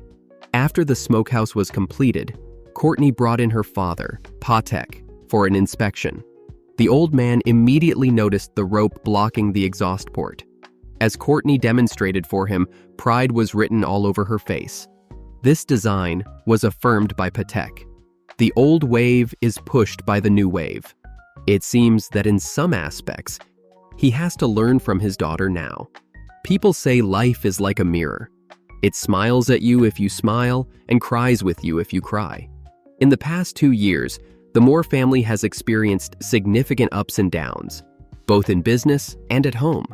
But they still chose to face it with a smile, because they know only with hope can everything be anticipated.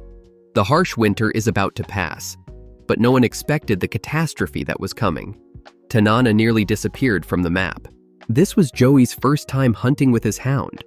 Unexpectedly, it almost turned disastrous. Winter in Alaska's Tanana was ending. At this time, large amounts of floating ice began to thaw and drift downstream. When the ice couldn't smoothly pass to the lower reaches, it accumulated. This led to flooding.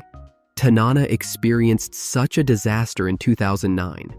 Early ice breaking caused the Yukon River to pile up with 20 meters of ice. The flood swept through all the villages along its path. Hunter Charlie still shudders at the memory. Since that year, during each ice-breaking season, he has voluntarily monitored the river surface. If there is danger, he would warn the villagers to flee quickly. Tanana is located at the confluence of the Yukon River and the Tanana River. When spring arrives, the shallower Tanana River breaks ice first, posing no danger. The real danger is during the Yukon River's ice-breaking period. To understand the situation upstream, Charlie sought pilot Seth. They flew to survey the upper Yukon River. The sight was startling. The condition upstream was very dangerous with the ice breaking apart. Now, he must stay vigilant, ready for the impending disaster. For most townspeople, The soon-to-be breaking river ice is very dangerous. But for young hunter Joey, it was a rare opportunity. Unusually high temperatures made this year's goose hunting season surprisingly short. Hunters had not caught enough Canada geese. So, he took this chance to go to a hunting ground downstream to gather more food for his family. But the opportunity was fleeting. He had to return before the upstream ice broke, or he might be stranded in the wilderness. When Joey reached the riverbank, Charlie, who had been monitoring the river, explained the current situation. However, the danger did not deter Joey's steps. He still went hunting for geese. He told Charlie he would return before dark. This was the hunting dog Ace's first official hunt. After long training, it was finally time for real action. All set, man, dog, and boat entered the dangerous Yukon River. Seeing the geese flying overhead, Joey was thrilled. Bringing food home was his responsibility, and he would risk it all for this. But the capricious Yukon River wouldn't easily give him what he wanted. After traveling a few kilometers, he entered the ice flow area. There were huge icebergs and large chunks of ice hidden in the undercurrents. The aluminum boat was very thin and could easily be torn apart if it hit the ice. Joey had to slow down and try to avoid them. However, due to the large amount of floating ice, his boat was eventually hit and a small hole was made. He tried to seal the gap with rivets, but it didn't work effectively. Now, he could only operate the boat while bailing the water leaking into it. He drove a broken boat and barely found a hunting ground. After setting up a hide, he began a patient wait. To attract geese, he made a mouthpiece from a plastic shell casing. When he mimicked the call of a goose, an echo came from the river nearby. He cautiously approached them, and when the geese tried to flee, he pulled the trigger. The young hunter, Joey, hunted a Canada goose in the Yukon River. His family thus got food, which thrilled him. When he returned to shore in his ice-damaged boat, he realized that the young hound, Ace, was missing. It seemed he was not yet accustomed to the sound of gunfire and had been frightened away. Joey quickly started searching nearby, but when he reached the edge of the forest, he found bear tracks. If the dog encountered the bear and fought, it would likely face fatal odds. At that moment, no matter how Joey called, Ace did not respond. Honestly, he was a bit panicked. After spending time together, they had formed a deep bond. If Ace was lost or killed, Joey might break down. He wandered in the forest for over an hour but found no clues. Now, he needed to change his strategy. Knowing the dog's keen sense of smell, he decided to process the goose he had just caught to see if the scent could lure Ace out. Joey plucked the goose's feathers and roasted it over the fire. The strong smell was effective. Ace ran out from the forest. Seeing his terrified look, he must have been very scared. The dog was safely found, and their hunting could continue. But just then, the Yukon River began to break ice. Chunks of ice quickly covered the river surface. About 130 kilometers of ice, if it could flow smoothly, would take days. But if blocked, it would cause flooding. In the face of mighty nature, humans could not change anything and were at the mercy of the Yukon River. The situation frightened old Stan. His son was still hunting in the wilderness. What should he do? After much thought, he could only hurry to find Charlie for help. By now, Joey had hunted 4 geese. Due to a lack of snow to keep them cool, he had to process them immediately. While he waited for the next game, a plane roared overhead. A plane flew towards him and began to circle around. Something unusual must be wrong. Joey knew this couldn't be good. Soon, a barrel of gasoline was dropped from the plane, with a note attached. It essentially said, "Ice has broken upstream. You can't go home now. Take this gasoline, go to a town downstream, and wait until all the ice has passed." But the people on the plane did not know. His boat was severely leaking. He could not reach the downstream town at all. At this moment, Joey made a very bold decision. He decided to face the floating ice, find gaps in it, and then returned to Tanana. After gathering his equipment, he embarked on the journey upstream. However, he underestimated the power of nature. Once he began breaking through the ice, his small boat could not navigate through it. He now realized his decision was unwise, but it was too late. He couldn't return home. nor could he go downstream. There was no one around to help him. He didn't know what to do. Back in Tanana, Stan thought his son had already gone downstream. As the fire chief, he could finally focus on monitoring the ice. But then, he suddenly saw his son stranded across the river. Faced with such danger, old Stan was extremely anxious. He again found Charlie, who had just flown back. He asked him for help. Hearing that Joey had headed upstream, everyone was stunned. In the end, pilot Seth decided to fly one more time. This time, he had to land on a sandbar near Joey to rescue him. It was a very risky flight. The pilot needed not only exceptional skills but also great courage. At this time, the sun had set. There was not much time left. Joey now returned to the ferry crossing. Seeing the plane in the sky, he knew it must be there to rescue him. The riverbank was full of driftwood. Such a landing was almost a gamble with his life. Young Seth not only had outstanding flying skills, but also great courage. In such poor lighting, he dared to land on a sandbar full of wood. Thus, Joey and Seth safely returned to Tanana. For the first time, he deeply felt how blissful it was to sleep in his own bed at night. When winter finally passed, the fishing season immediately began. The town's boldest female hunter, Courtney, was building her own smokehouse. To support her family, she planned to hunt a huge moose. A wildfire had destroyed everything here, including the small path they used for dog training. This was a significant blow to the Moore family, who had been raising huskies for 35 years. They needed to repair the path before winter arrived, to train their dogs and compete in the winter dog sled races. The family's dog breeding business must continue, but before that, they needed to solve their food and clothing issues. Old Patek needed to care for his sick wife, catch fish, and feed the dogs. He had no time to hunt. The important task of hunting the moose fell to Courtney. Due to the fire, this year's hunt was bound to be extremely difficult. She took her friend Keith and headed to the hunting ground. To avoid the effects of the fire, this time she would go to a more distant place. They hoped to find the wild animals driven away by the wildfire here. They walked nearly 100 kilometers forward. They arrived at the mouth of the area.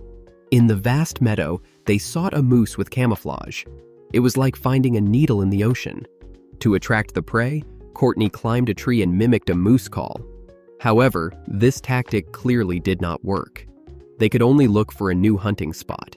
This unknown area, although not affected by the fire, still made finding a moose very difficult. After searching for 8 hours, they did not even find a single deer hair. To avoid disappointing their family, this hunt had to be successful. Just as they were about to move again, they finally spotted their target. They rushed to the shore immediately and began to search and listen carefully, hoping to spot the prey without startling it. But the moose was cunning. When sensing danger, it would hide as best as it could, making no sound. Its camouflage made it even harder to detect. At that moment, Courtney grabbed a paddle and struck a nearby sapling forcefully. It sounded like a moose antler hitting a tree. Hoping to lure the prey out, the method proved effective. The moose walked out of the bushes, but quickly ran back, exposing its location. There was no escape. Courtney fired a bullet into the bushes, hitting the moose's vital organs precisely. This hunting sequence proved she was stronger than many men, capable of standing on her own.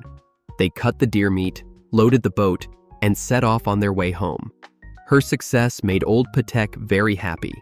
He might not have imagined that in his old age, it would be his daughter, not his son, supporting him. While Courtney was hunting moose, old Stan was searching for his original home on this charred land. A sudden wildfire had turned over 3 million acres of virgin forest into ash. Tanana's top young hunter, Joey, was leading several townspeople to hunt a moose. The forests around the village had been completely burnt. Their only hope was the Fish Lake hunting ground. For centuries, this place had been providing food for Tanana. To get there, Joey and his group had to traverse over 30 kilometers of winding streams. Before reaching their destination, everyone's hearts were heavy, as the area might have also been devoured by the wildfire. This moose hunt had another purpose for Joey: to guide others in hunting. He carried a great responsibility. Whether people could have enough to eat largely depended on the information he provided. Thus, this hunt could only succeed. Failure was not an option. But the further they pushed forward, the more desperate the scenes became. Charred dead trees were everywhere. Even the riverbeds were cluttered with fallen trees, undoubtedly slowing their progress. This hunt is a matter of life and death for the town. So Joey can't back down. He can't let anyone down either. He leads the group of youngsters, cutting a path with a chainsaw. Despite the challenges, he is determined to reach the fishing lake, to show his family and community the way to hunt. The job took them 6 hours, but they finally cleared all the obstacles on the road. The fishing lake didn't bring them hope. Most of the land here was burned to charcoal. Forget finding a moose. It would be hard to find any living creature. The hunters didn't choose to retreat. Instead, they moved from the water to land. This time, they had to search every inch of the fishing lake for moose tracks. After crossing a scorched piece of land, they reached the end of the lake. Unexpectedly, this place was a hidden gem. The fire hadn't burned everything here, leaving a glimmer of hope for the hunters. If they could find prey here, their wilderness life could continue. Although this area was untouched by the fire, they still found no game. So many people in town rely on Joey, which greatly increases his pressure. As the leader of the team, whether to continue the hunt or give up, he had to make a choice. With his personality, giving up was unlikely, but continuing to waste time here was pointless. So, he made a bold decision. Continue another 16 kilometers to the abandoned Deep Creek hunting ground to see if they could find one last chance. The situation on the road was still bleak. Everything was pitch black, not looking like any creature was around. When they got near the destination, things finally started looking up. There was grass and trees. All could be moose food. It was a very likely place for success. Just then, the prey suddenly appeared. The hunters rushed to the shoreline and began the chase. After a tremendous effort, they finally caught up with the prey. Unfortunately, it was a female moose. According to local regulations, hunting it was illegal. Joey had to let it go. However, since it was the breeding season, and since they found a female, the male should be nearby. In a forest, he successfully found some clues. He immediately started imitating the moose call and hitting the trees. He hoped to lure the male moose out this way. It didn't work. Just as Joey was leaving the forest, in a distant open area, he finally spotted his target. While chasing, he fired at the target. Finally, he successfully took down the prey. This hunt had extraordinary significance. He not only brought 700 to 800 pounds of meat for the team, but also showed the people of Tanana the direction for hunting. Just as Joey made his first kill, the town's boldest female hunter, Courtney, was also hunting moose in the distance, in the wilderness of the small Alaskan town of Tanana. The tough winter is finally over. The townspeople are starting to fish in the Yukon River. Summer is their busiest season. They're already preparing food for the next winter. To survive here, everyone must plan ahead. But they didn't know a severe drought was brewing. It sparked a massive forest fire. Thick smoke rolled in, like a fierce beast dropping from the sky, devouring everything around. The most worrying part was it was being driven fast towards Tanana by the wind. Forest fires are common in Alaska, but this scale is exceptionally rare. If it keeps burning like this, Tanana could quickly be wiped off the map. There's news that firefighters will soon be sent to help. Joey, a hunter concerned about the townsfolk, volunteered to assist them. He didn't know how long he'd be out. To keep his family from worrying, he decided to head to the fishing camp first to pass the message to Old Stan. Seeing his son so responsible made Old Stan truly happy from the bottom of his heart. But the journey was fraught with danger, and in his heart, he was more worried about Joey's safety. In this urgent and dangerous moment, some townspeople chose to leave, but others decided to fight for Tanana. As the town's fire chief, Stan also returned home to join the firefighting. Before heading to the front lines, he had an hour to move his valuables onto a boat. The merciless fire had already burned over 1 million acres of wilderness. Now, it was closing in on Tanana from all directions. Firefighters from afar and town leaders held an urgent meeting. They were told that before critical aerial support could arrive, people would have to fight the fire themselves. It was a battle they had to win, or else Tanana would no longer exist. Families with children had mostly left, but lumber merchant James and his wife stayed with their kids. This was their home. Losing it would mean losing everything. So, no matter how tough, they were ready to fight the fire to the end. James, actually an excellent logger, used his skills to build a fire break about 50 meters wide for his village, hoping it would stop the fire's advance. Charlie, very familiar with the area, drove for the firefighters. After all, they were the firefighting experts. Stan drove the fire truck, leading the firefighters right to the front lines of the fire. Besides using logging to create fire breaks, there was another method: setting a controlled fire ahead of the main fire to burn a protective strip. This method was very risky. If done wrong, it could burn down Tanana prematurely. But it was the most viable option at the moment. Once the firefighters and water trucks were ready, the plan to burn the fire break began. As everyone fought the fire with all their might, they finally received good news. The first batch of aerial support had arrived at Tanana with large firefighting planes.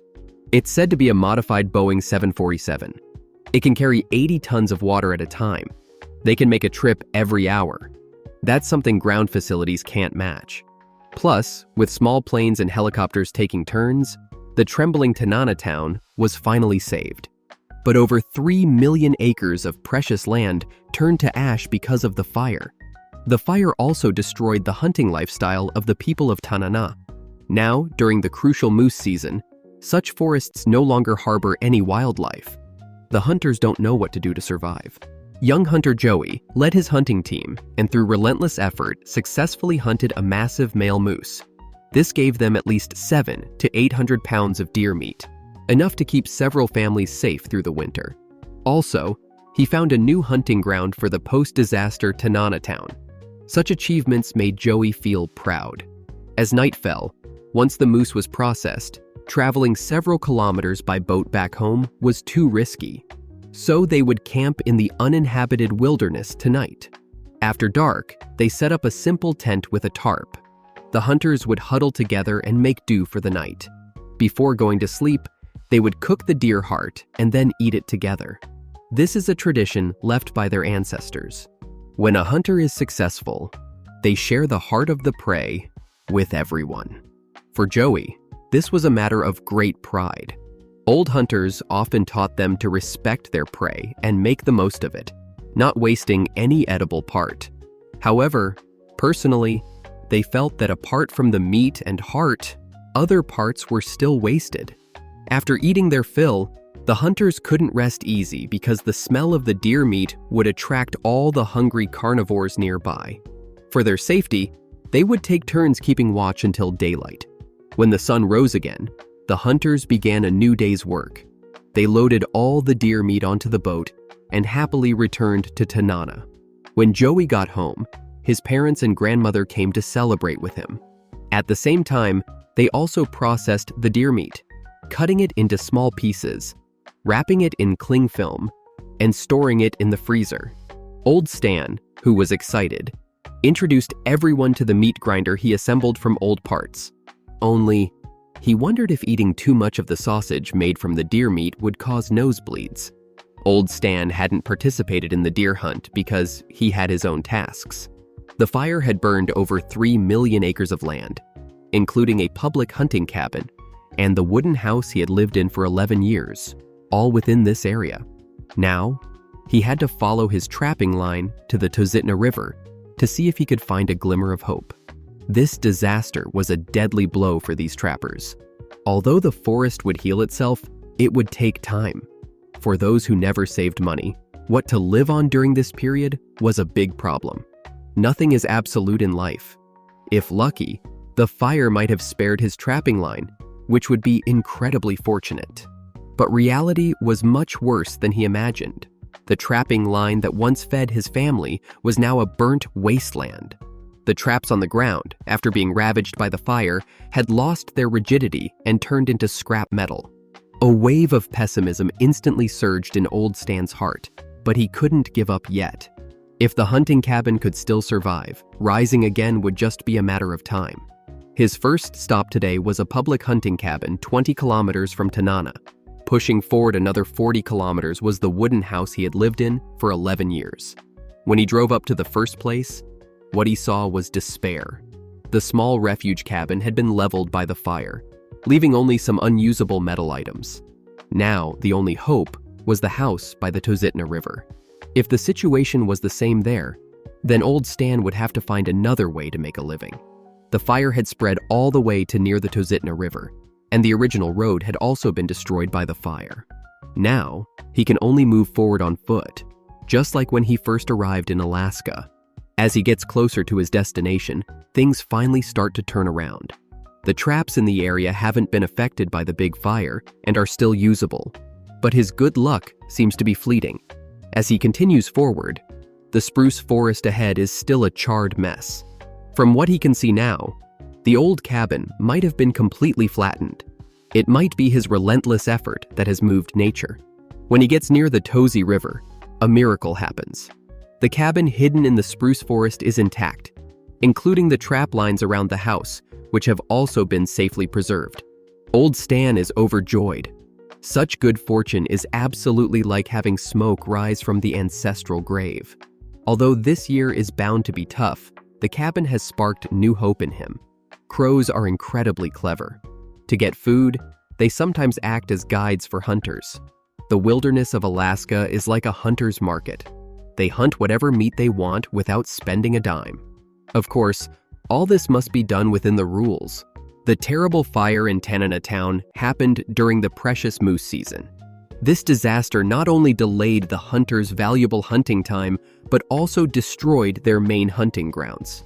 To get moose meat for the winter, Charlie and his son Bob need to find a new hunting ground. Their hunt has turned into a desperate search. Moose season will end in 5 days, adding to the pressure on Charlie and his son. Today, they're heading to a remote area 80 kilometers away to see if they can find a wetland forest that hasn't been destroyed. But the terrible fire spared no mercy, even burning these remote areas to a crisp. Although the forests are charred, the areas near the lakes are unharmed. Wetlands are moose's favorite spots, so they might find them here. The father and son decide to take a chance. To the keen eyes of a moose, hunters in a burnt forest will be particularly conspicuous. So, they need to find a way to hide themselves. After discussing, the father and son decide to build a hunting lodge in the air between a few trees.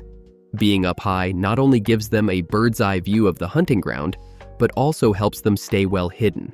Nearby, there happens to be an abandoned cabin.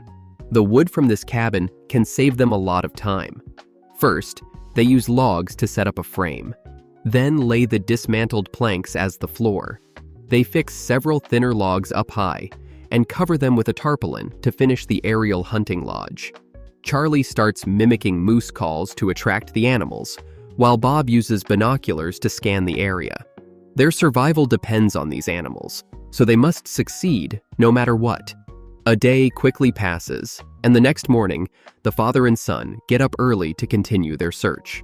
With only 4 days left in moose season, Charlie is very anxious.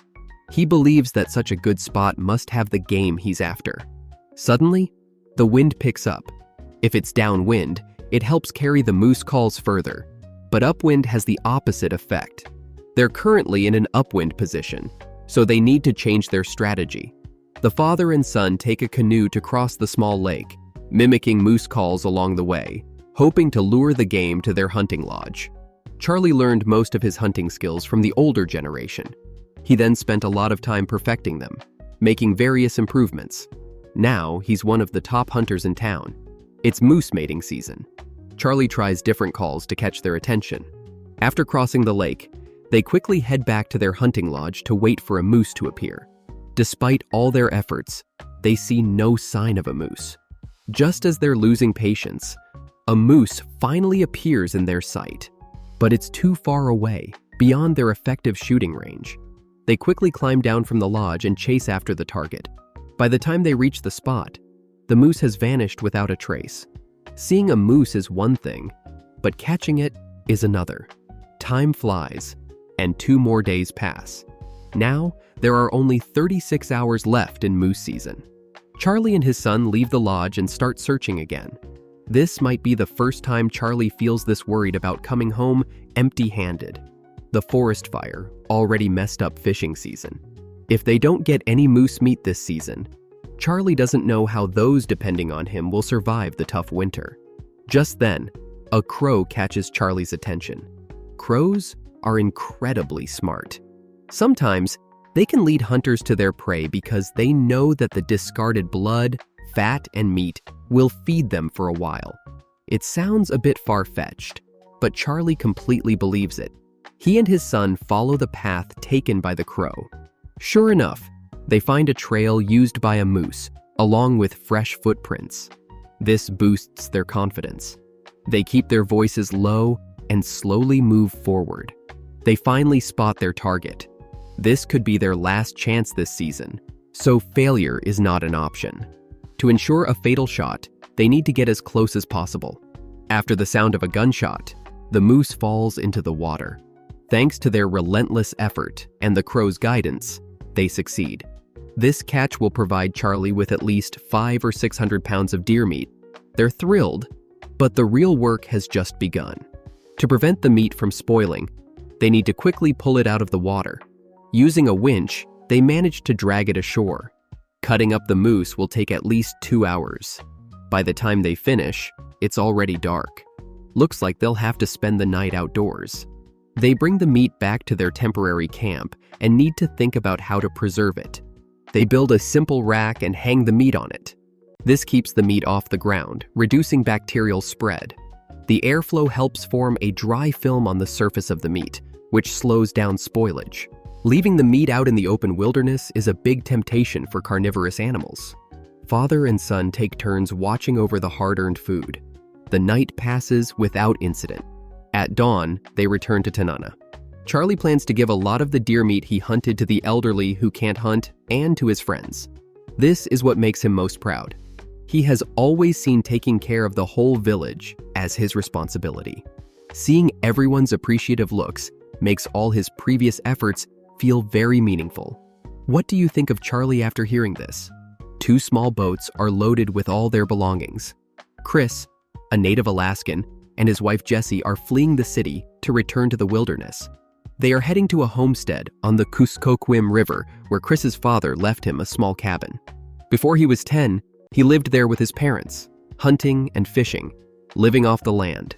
After living in Fairbanks for 30 years, he and his wife decide to give up city life. They sold their freight company and their house. Finally, they packed everything into these 2 canoes, determined to return to the wildlife in Alaska. The Kuskokwim River is small, but has very dangerous rapids. Years ago, a friend of Chris's father tragically died in this river.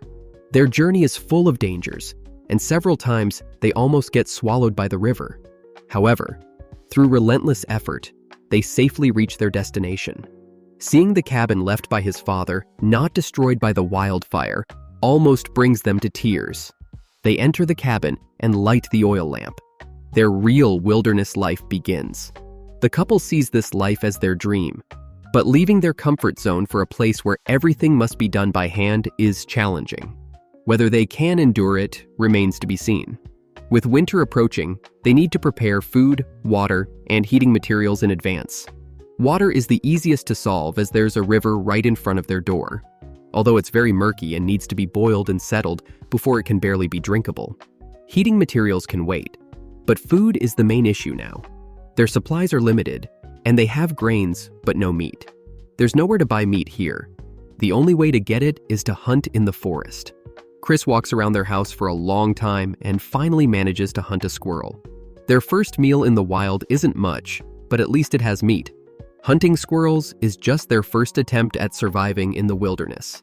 If they want to live here long term, they need to hunt bigger game, like a moose, which could last a whole winter. Hunting a moose requires preparation, especially since storing so much meat is a big problem. Before hunting, they need to build a smokehouse, which is actually quite simple. It's just building a small hut, putting the meat inside, and using fire and smoke to dry the meat and prevent bacteria from growing. But it's not as easy as it sounds, especially since Chris has a hot temper and little patience. The couple spends a day building this rather ugly smokehouse. Thinking back to the days in the city when meals were served without any effort makes them nostalgic. The next day, they travel 16 kilometers to the area where Chris learned to hunt as a child. He's more familiar with this area, so there's a better chance of success. They haven't found a moose yet, but they discover bear droppings.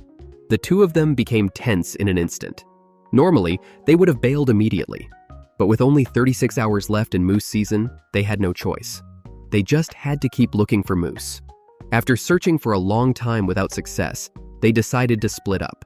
This way, the chances of encountering a moose would double. Chris tried to mimic the call of a moose, hoping to lure them in. Then Jesse would take it down. Just then, a gunshot rang out, followed by Jesse's shout. In this situation, she either saw a moose or bumped into a black bear. Chris hurried over. When he got there, he was stunned. Turns out, Jesse had bagged a fat bird. This cutie could only feed them for one meal. In the effort to hunt it, the noise scared away all the nearby animals. This was truly a case of losing the watermelon for the sesame seed. Until the very last minute of moose season, this couple hadn't managed to hunt a moose. They didn't even get a chance to see one. Winter without food left Chris in a panic, because in such places, you can really starve to death. Right now, they had no other options. They just had to go home and figure things out from there. How long do you think this wilderness couple can last here? This is a harpoon, also known as a fish spear. Each tip has barbs. When it pierces a fish, these barbs grip the fish tightly, making it impossible for the fish to escape or fall off. Hunter Charlie and his son Bob are using this almost forgotten hunting method to catch fish for their mother to survive the winter. His hometown is a little village called Blue Part.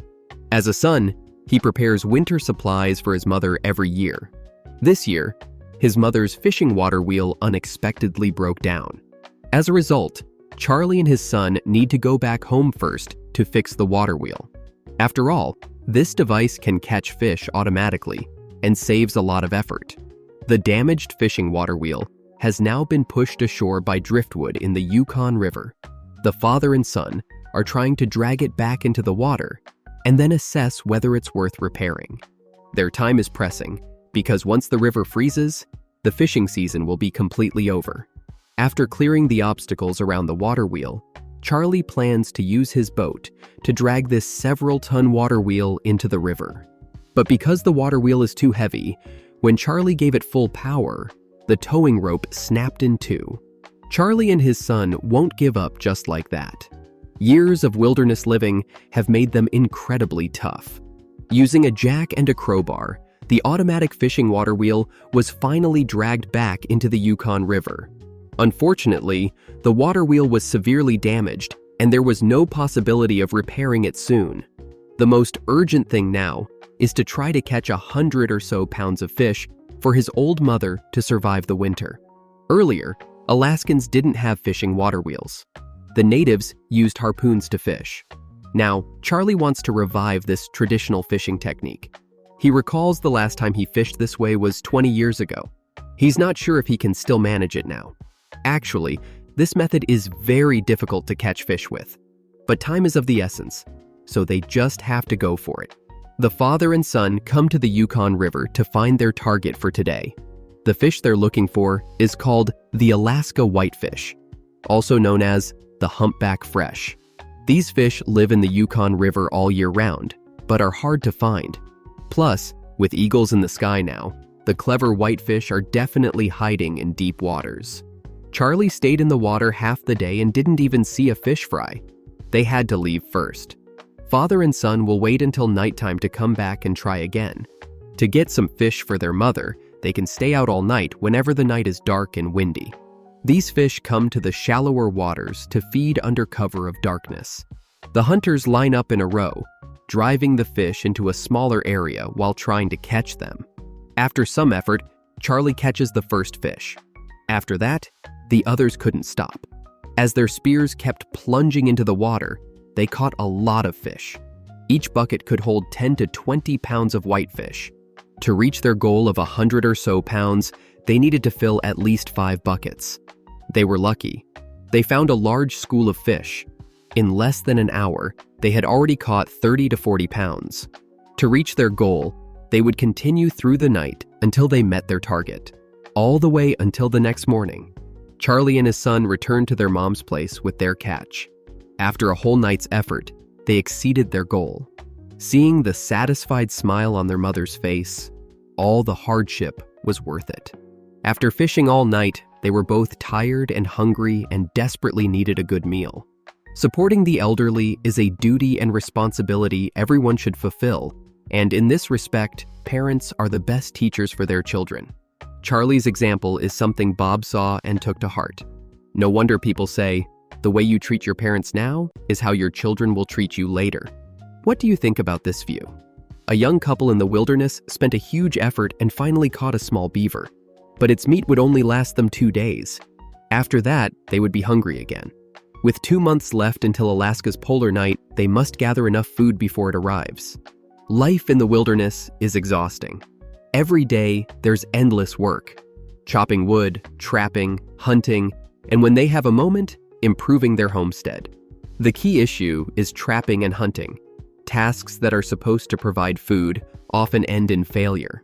The pressure for food has brought the couple to a breaking point. Without a stable food source, they have to cut their usual rations. Hungry and cold, heaven quickly turns into hell. Chris has searched this area thoroughly. There's only one kind of prey left to catch. During moose season, he found a place that looked like a bear's den. Facing the prospect of running out of food, he had a crazy idea: to raid the bear's den. But everyone knows, hunting a bear could very likely cost him his life. Jesse's friend's husband died at the paws of a bear while hunting. Although she was scared, she couldn't withstand Chris's persistent pleading, plus the looming reality of starvation. She finally agreed to her husband's suggestion. At this point, they were really out of options. This might also be their last resort. So, they walked into the wilderness and approached the bear's den. The entrance was large, likely not a small bear. Naturally, the couple was thrilled about the potential food for the winter. But for the bear hibernating inside, they were just walking into dinner. Bear caves usually have turns inside, so you can't see the back from the outside. One of them had to crawl inside to see what was really there. Chris volunteered to stay outside to kill the bear because, simply put, Jesse might not have the strength to pull him out in time if things went south. By now, Jesse was probably freaking out. This wasn't bear hunting. It looked more like feeding the bears and maybe even getting a new wife legally.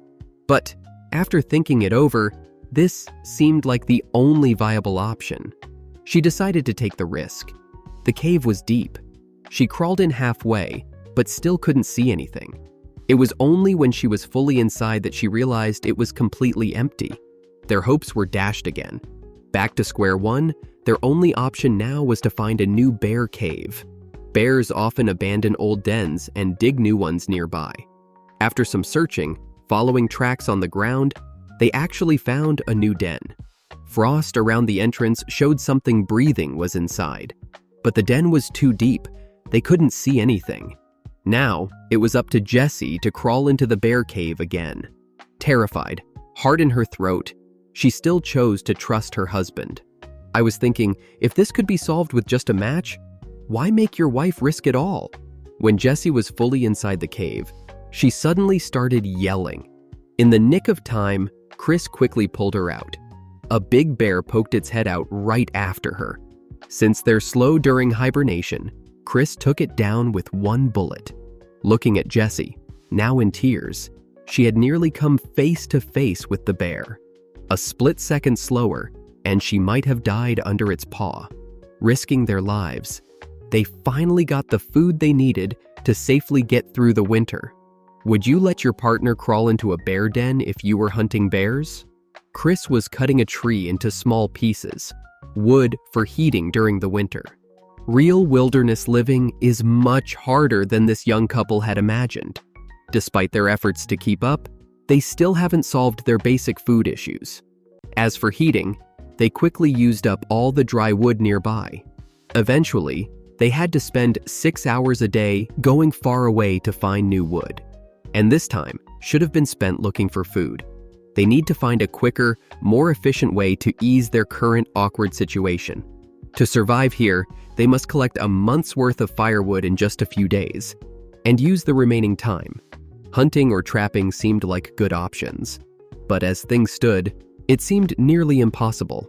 Just when the couple felt hopeless, Chris remembered his dad had left a snowmobile here. If they could get it working, their problem would be solved. Looking at the beat-up motorcycle, Jesse was clearly disappointed. There were no repair shops here, no parts for sale. In theory, it was just a pile of junk. But Chris had been tinkering with mechanics since he was 16. If he could fix it with the limited resources, that would be great. He used an old clothesline and a stick to make a starter rope. Then, he found some old wire to connect the spark plug and ignition. After pulling it 981 times, the engine finally started.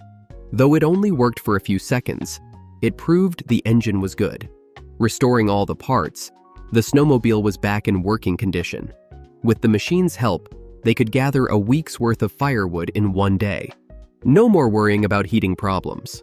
Since arriving in the wilderness, various challenges had really troubled them. Chris was okay, having some wilderness experience, but Jesse was clearly disheartened. Now that the heating wood was sorted, Chris wanted to cheer up his wife. Bathing was one of the hardest problems to solve in these conditions. It wasn't a lack of water. The main issue was the cold. The space inside was too small, and outside, you'd probably freeze halfway through. To solve this, Chris decided to build a bathroom for his wife. He planned to use 3 trees in front of the door as supports, then seal it with his father's leftover wood planks. Inside, there would be a wood-burning stove and a bathtub. They could take baths. Material scarcity made actual construction not so easy. He used everything he could find. Even one of the walls was made directly from an old window. You could see everything inside the bathroom from outside, but no need to worry about peeping. Only wolves and the like lived here, and they wouldn't last. Jessie was very happy. This was the first time she felt at home here. Wilderness life might not be Chris's strong suit, but making his wife happy, he was top-notch. After the romance, they had to face a reality: food. Chris decided to try his luck tomorrow at the place where he used to catch beavers as a child. Chris and Jessie, the wilderness couple, finally had time to look for food. There was a big lake nearby, where Chris's father used to take him beaver trapping. Now, he wanted to revive these old skills to catch life-saving food for himself and his wife. When they first arrived, the abundance of resources made him think hunting would be easy. After being slapped by reality 250 times, he finally realized that true wilderness life isn't for everyone. Since arriving here, Chris has lost over 72 pounds. If they don't find a stable food source soon, it'll be a devastating blow for them. In 2 months, Alaska will enter the polar night period. By then, if they still don't have food, the couple might starve or be forced out. Chris hasn't trapped beavers for over 20 years. Before this, he never thought he'd rely on beaver meat to survive. Although life is tough, they have never thought of giving up. Just then, a 10-meter deep ravine blocked their path. He remembers, 20 years ago, this was just a small stream. It's surprising how years of erosion turned it into this. Right now, the snowmobile can't get across. They have to find a new path. After some exploration, they find that the eroded riverbed extends several kilometers in both directions. Looking for a new route could take days, but they can't afford that now. Chris thinks of a new plan. He wants to build a temporary bridge over the ravine using several trees lined up. This crazy idea seems unrealistic to Jessie, but to get meat, they have to try. Chris plans to cut down 2 large trees and place them on either side of the path, filling the middle with smaller trees. A large tree can be 30 meters tall and weigh 1 to 2 tons, so it must fall precisely. It's nearly impossible to move it by human strength alone. The first tree falls exactly where they planned. Chris immediately starts to clear the branches, but because it's slippery, he almost falls into the ravine. Luckily, Jesse saves his life, or the wilderness would have one more lost soul. The first 3 trees fall quite precisely, but the 4th tree falls about 6 meters off the intended track. Now they have no choice but to slowly pull it into place with a winch. After both of their efforts, the frame of the bridge is finally built. They fill the gaps between the trees with branches and cover it with snow, getting it ready. Chris begins the first crossing. This looks extremely risky. One slip and both the man and the vehicle could be gone. There's a saying, the bolder the person, the greater the yield. Eventually, they cross the bridge safely. After a long journey, the couple finally reaches the place where Chris used to trap beavers as a kid. They find a beaver lodge. After clearing the snow, they see bubbles on the ice surface, indicating there are live animals underneath. The bubbles are from their breathing. Cut through the ice with a chainsaw, then use birch branches as bait. Stick them into the mud at the bottom of the water. Set up 3 to 4 noose traps around the bait. Finally, cover the hole with spruce branches. Now, just wait for tomorrow to check the traps. They need to set up several more of these traps.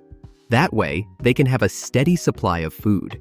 Early the next day, the couple excitedly returned to their hunting spot. It's been a while since they've had meat. If today is successful, it'll really improve their lives. In the first trap, they caught the first beaver of the season. It's not big, but it's enough for the couple to eat for 2 days. They were hoping to catch at least 3 beavers each time they checked the traps. But reality is harsh. Today, they only caught 1 small beaver. This was a big blow to them. If this keeps up, starving to death is a real possibility. So they came up with an even crazier idea. Instead of trapping small game, why not go for something bigger? Now, only large prey can help this wilderness couple through the tough winter. In the wilds of Alaska, a rare large-scale wildfire burned over 3 million acres of forest. It also destroyed Hunter Stan's hunting cabin. This cabin is located 20 kilometers north of Tanana town, right on his trapping line. During the deadly winter, nearby hunters rely on it for shelter from the harsh weather. So, before the trapping season starts, Stan has to rebuild the hunting cabin. To get the job done, he needs a heavy-duty truck to transport the building materials. The Moors in town are the only ones who have such a truck. So Stan approached Patek. When he heard it was to help rebuild the hunting cabins for everyone, Patek gladly agreed to help out. Stan got the truck. But this 30-year-old clunker has clocked 270,000 kilometers. Plus, it's a van, which isn't really suitable for hauling large timber. The only good thing about it is it has a powerful engine. To make this truck able to haul timber, Stan called his son Joey. Father and son will work together. They're going to remove the container and the tires. They'll replace them with an open cargo bed and large off-road mountain tires. Living in the wilderness, you need to know a lot of skills, because in places like this, you have to rely on yourself. Their time is very tight. If a heavy snowfall comes, their plans to repair the cabin will be completely ruined. After swapping in bigger tires to avoid bottoming out, Stan sawed off part of the mudguard on the vehicle. The modified truck has significantly improved in off-road performance. Joey is totally fascinated by his father's skills. He silently made up his mind to strive to be as excellent as his father. To minimize outdoor work, Stan made the hunting cabins out of prefabricated panels. Just transport these panels to the destination, and they can quickly assemble them into a cabin. Loading up the truck, the father and son officially set out on their journey. At the end of this road, the real test begins. Nearly 20 kilometers of rugged mountain road, now covered with a layer of snow. To prevent the tires from slipping, they fitted them with anti-skid chains. This trip is very difficult. Before Stan and his son drove there, no one had ever done this. Fortunately, the truck is very powerful and didn't show any signs of insufficient power. But halfway there, they accidentally hit a stump on the ground. Although the vehicle didn't break down immediately, Stan felt something was off. He asked Joey to go ahead and clear any suspicious stumps. While he stayed back to check the vehicle, That bump had indeed damaged something. The cooling transmission oil pipe had started leaking. If ignored, and the oil ran out, the transmission could seize up. Now, they were in a tricky situation. Neither moving forward nor retreating was ideal. With the new trapping season approaching, he couldn't just give up. In such situations, you have to be clever. Use limited resources to solve the current problem. The truck had duct tape and rope. He first wrapped the oil pipe with duct tape, then wrapped a rope over the tape to add pressure, and finally, wrapped another layer of duct tape. Starting the vehicle, the oil pipe no longer leaked. Problem perfectly solved. The father and son set off again. Old hunter Stan and his son Joey are transporting materials in a remote mountain area. They need to rebuild the cabin destroyed by a big fire. The nearly 20-kilometer rugged wilderness now only has the last stretch left, but it's also the most difficult. A 30% gradient plus wet, slippery snow is a real test for this old car pulling heavy loads, especially since the recently damaged oil pipe might not hold. Success or failure hinges on this. No matter how difficult, they must take the risk. Heaven always looks after those who strive. With Stan's foot on the gas, the truck steadily climbed to the top of the mountain. The prefabricated panels were successfully delivered to the destination. The exhausting work was about to begin. They had to make every second count and finish building the cabin before the bad weather set in. Thanks to these prefabricated panels, they saved a lot of time. As Joey grew up, the relationship between father and son got better and better. Even though the work was exhausting, they were still very happy. As night fell, it was time to end the day's work. Joey started a bonfire in front of the cabin. They rested and talked about this year's trapping season. The previous fire had cleared the forest, and they knew this year would be tough. Because of this, Stan would focus more on the Tochi River trails. After all, the forest there had survived. This meant Stan might have to stay there more often, which Joey was somewhat uncomfortable with. Ever since he was young, he'd miss his dad whenever they were apart. Still, that's how it was. After eating and drinking their fill, father and son each crawled into a sleeping bag. They slept in the unfinished cabin, quiet through the night. As the sun rose, Stan and Joey got up early to finish the last bits of work. They installed the last wall and the roof. The frame was done. Joey cut a square hole in the roof to fit the house's chimney. Helping his dad was his proudest moment. With the stove lit, the cabin was finally complete.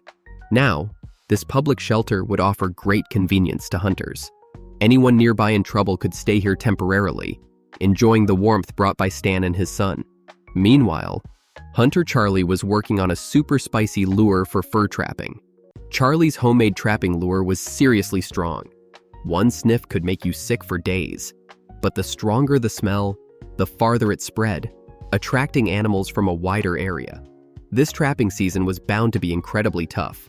A forest fire had destroyed the woods, delaying the fishing season. Plus, Charlie had to take care of his elderly mother and the townsfolk, keeping him on his feet all day. The trapping season had started a while ago, and only now could he set traps. In this wilderness town, only by capturing enough fur could he support his family. Since he had no time to fish this season, he didn't even have bait for his traps. So, he had to use the wisdom of the older generations and improvise a new kind of bait. Now, it was grouse season. Charlie decided to use it as the main ingredient for his new lure. After some searching, he found his target on a spruce tree. A gunshot later, the prey fell to the ground. This grouse could let Charlie set up 8 traps, but he had to be clever and turn this ordinary game into top-notch bait. Every part of its body can be turned into excellent bait, especially the guts, which scavengers love. To keep the grouse meat from freezing, you add a bit of seal oil. Seasoned hunters know that the stinkier the bait, the better. It's ideal if it can rot and spoil, but right now Charlie doesn't have the time. He's trying out a new method on his own. It's beaver musk, and before it's processed, it's pretty rank. Even Charlie can't help but retch when he smells it. But that's not the end of it. He needs to heat up this bottle of guts to make the stench reach new heights. He's never done this before, so what the bait turns into is anybody's guess. Once the bait is ready, Charlie, equipped, heads to the nearby forest to test it out. Like most trappers, his main target is the marten. Charlie doesn't use leg traps. He opts for snare traps instead, blocking the surrounding area with small branches to prevent game from bypassing the noose. Finally, he dips a grouse wing into this intoxicating paste and places it in the small trap circle. The effectiveness of this new bait is critical to Charlie's livelihood. If it fails, the entire trapping season could be ruined. This also means Charlie could lose his ability to provide for his family. But the actual outcome, he'll only know tomorrow. After the night passes, Charlie returns to the trap site he set up yesterday. Whether he can make money this year all depends on how well his new bait works. He nervously arrives at the site and is thrilled to find that he has successfully caught a live marten in the trap. Charlie's new bait has passed the test, bringing new hope to this delayed trapping season. The initial success makes him ecstatic. Now, he plans to hunt more grouse to mass-produce his new bait. Charlie finally feels a bit relieved because he has found a new way to make a living. Besides setting traps to make money, he also needs to hunt a North American reindeer to provide food for his family for the winter. Trapper Charlie, using his new bait, successfully captures a marten. But before he can make big money, he receives a new task. His mother-in-law recently came to him, saying the household is running out of food. The autumn fire has severely impacted everyone in Tanana, especially the elderly. When elders come asking for help, Charlie is always ready to respond. Groups of North American reindeer have now been driven by the fire to the steep White Mountains 160 kilometers away. So, this hunt is bound to be incredibly tough. It's a long journey, and Charlie goes alone. If he loses his way in the wilderness, he could face life-threatening dangers. However, such dangers are necessary paths to success. Just then, the motorcycle engine suddenly died and couldn't be restarted. By this time, he had already traveled over 90 kilometers, with no village ahead and no shops behind. In such a place, with a problem like this, he could only rely on himself. After a careful check, Charlie discovered that the fuel line, exposed to the elements, had become clogged due to the cold weather. The thermos he always carried with him now proved its worth. He needed its heat to thaw the fuel line. After clearing it, he reattached the fuel line, and the engine started up again. Now, with over 60 kilometers still to go to White Mountain, to prevent his family from going hungry, he had to move quickly. To avoid getting lost, he had to periodically pull out his map to check his position. After a long journey, he finally reached near the summit of White Mountain. When the strong winds blow the snow away, some plants are exposed, and the caribou feed on these plants. Such spots don't exist on the plains, only possible at the mountaintop. Charlie's judgment was spot on. When he reached the summit, it was covered with tracks of prey. To eat, they keep moving, so he planned to get ahead of them and set up an ambush, waiting for the prey to come to him. However, before he saw any deer, a white fog suddenly drifted his way. With his extensive wilderness experience, Charlie knew this was caused by the strong winds. It could likely lead to a whiteout, which, in the wilderness of Alaska, could be deadly, especially without any shelter, making it easy to freeze to death. Faced with this, Charlie had no choice but to leave first and seek refuge in the valley below. But moving down there also meant he might not encounter any game. Now, he could only search everywhere and hope for luck. Charlie ran around like a headless fly, hoping to stumble upon a deer. He had never been so blind in his hunting before. Hardworking people usually don't have bad luck for long. He soon got his reward. On a plain, he unexpectedly found 2 or 3 fresh tracks of game. After some searching, a deer appeared in the nearby bushes. But with many obstructions in front, it was not a good spot for hunting. Charlie had to find a better spot before the deer could escape. He quickly got on his motorcycle, moved ahead of the deer, and when he reached an open plain with no obstructions, Charlie quickly started his hunt. After 2 shots rang out, the reindeer lay in the snow. He breathed a sigh of relief. Mission accomplished. He skinned the game on the spot, discarded the innards, and then he brought the spoils back to Tanana town. Back home, Charlie grabbed a big deer leg and gave it to his mother-in-law, completing his mission perfectly. Living in the wilderness, meat might be free, but the dangers can be deadly. If you had the chance, would you dare to try this kind of life? To get deer meat for his mother-in-law, Charlie had to hunt far away. Luckily, he fulfilled his mission and successfully caught a North American reindeer. The autumn forest fire not only delayed Charlie's trapping plans, but also severely affected all the hunters in town, including the old hunter Stan. Now, he finally has time to go trapping. Their main income comes from trapping animals. With the nearby forest destroyed, he had to try his luck at the distant Tosey River. To make a living, he had to leave his warm home and say goodbye to his family. Stan set off northward, but just 12 kilometers out, he encountered a problem. The destroyed forest had left a vast plain, where fierce winds mixed with heavy snow hit hard, causing very deep snow accumulation. The dog's short legs were completely buried in the snow, and they also pulled a snowmobile, making it impossible to move. Stan had no choice but to return the way he came. But if he couldn't trap near Tosey River, he wouldn't be able to provide for his family. So, he couldn't back down and had to find another way to get there. After careful consideration, he decided to first clear a path with his snowmobile. To handle this dangerous journey, Stan, who prefers to work alone, brought his son Joey to help. This is what you call, when hunting tigers, brothers fight together. When going to battle, father and son joined forces. Father and son packed their gear and set off again towards Tosey River. This year's snowfall was incredibly heavy. Even Stan had never seen anything like it. Not just the dog sleds, even the snowmobile was struggling to move. Sometimes, when the machine got stuck, it was very difficult to start it again. And this bad road lasted for at least a dozen kilometers.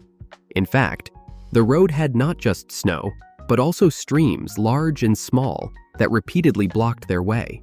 As the light slowly faded, their only option was to keep going. Turning back now would mean failure, and the family's income for the whole year would be lost. They walked from day into the deep night. By then, it was pitch dark. Father and son finally reached Tosey River. Crossing the river was the most dangerous part of the journey, especially at night, making it extremely perilous. Unexpectedly, the river was experiencing overflow, with soft snow mud everywhere, making it impassable. The hunting cabin was just in sight, but they were stuck at the crossing. Having come this far, father and son were not going to give up easily. They grabbed the ice chisel to check the ice thickness, but the situation wasn't great. The river surface was covered with slush, and some areas of the ice had hollow spots underneath. Just then, Stan spotted a line of Wolverine tracks crossing the area. This indicated that the ice layer beneath the snow should be stable. The father and son decided to take a risk. They followed the Wolverine tracks straight across the Tosey River. No sooner said than done, they started up the engine. Stan led the way with Joey behind. Risking their lives, they charged ahead. How bold a person is. Surprisingly, they made it across safely and finally reached the hunting cabin. Stan's trapping plans could proceed as scheduled. Since this trip took them far from home, Stan couldn't return often. He left the care of his mother to Joey. Life in Tanana is tough, day after day, but the hunters relish it. Sometimes I wonder what kind of belief keeps them going in such harsh conditions. In Tanana, Alaska, the road to the city was finally built. Hunters Charlie and James barely managed to find a moose, but outsiders beat them to it. They took the valuable antlers and left a lot of meat behind. For the natives, wasting nature's gifts is a shameful act. Now, with scarce resources and new competitors, it's hard to see how they'll manage in the future. So far, they have no viable plan to deal with these outsiders. They just have to take it one step at a time. Female hunter Courtney now bears the burden of providing for her family. During the annual moose season, she definitely needs to hunt to support her family. Since the devastating fire, nature has been healing itself. Plant life is flourishing, but animal numbers haven't increased much. Their family's hunting grounds are over 110 kilometers from Tanana.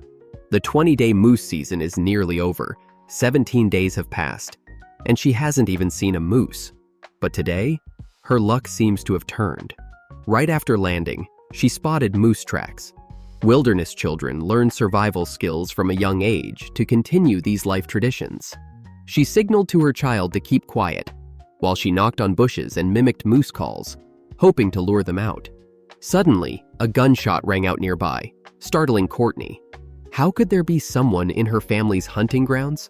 To avoid being mistaken for game by outsiders, she and her child quickly left the unsafe area. This is the downside of the new road. While it brings convenience, it also brings invaders.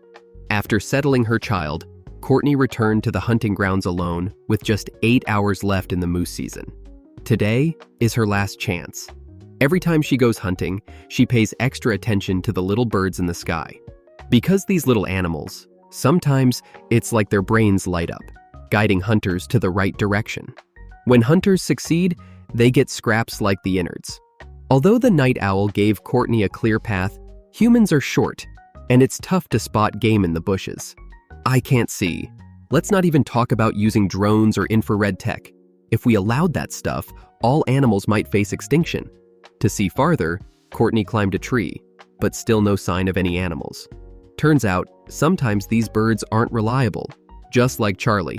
After 20 days of hunting, the Moore family won't have moose meat this year. The days ahead will be even tougher. Not sure how they'll cope.